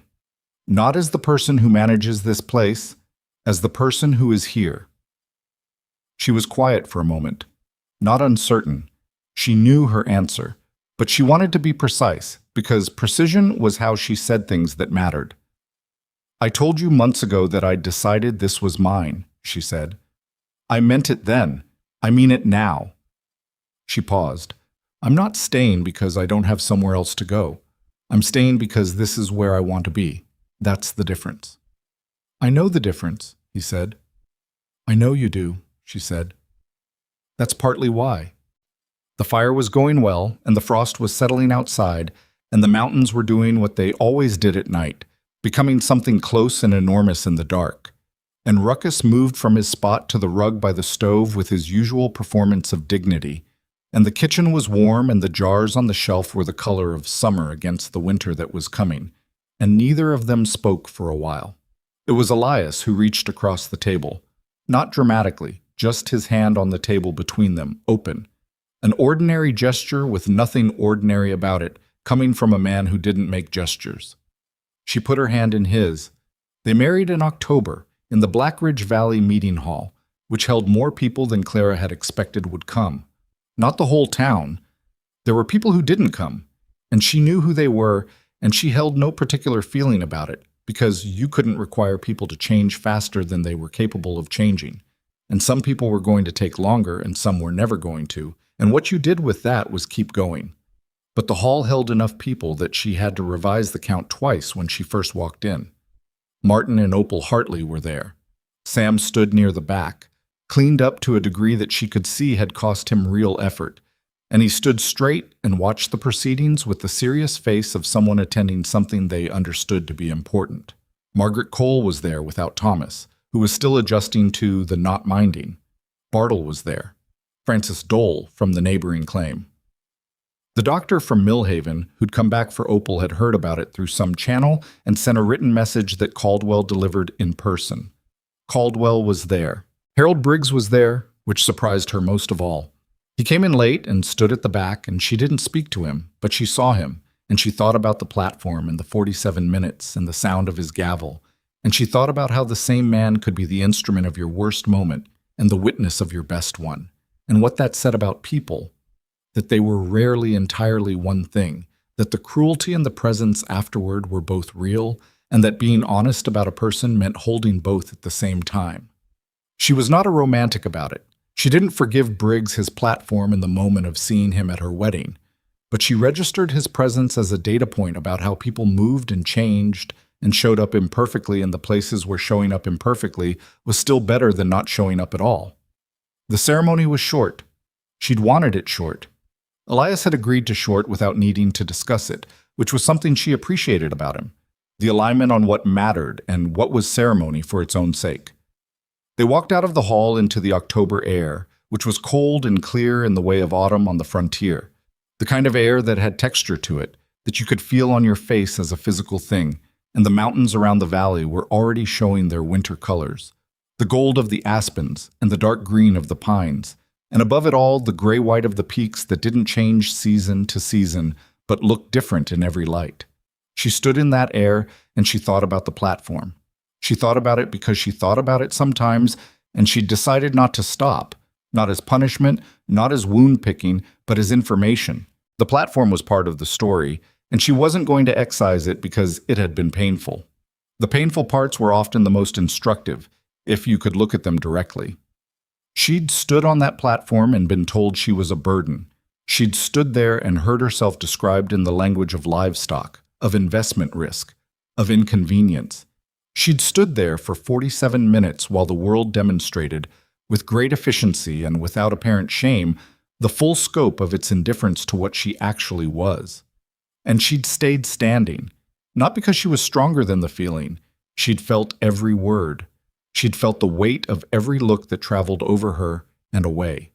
She'd felt the cold logic of a world that had decided what she was worth before she opened her mouth and saw no reason to revise the assessment.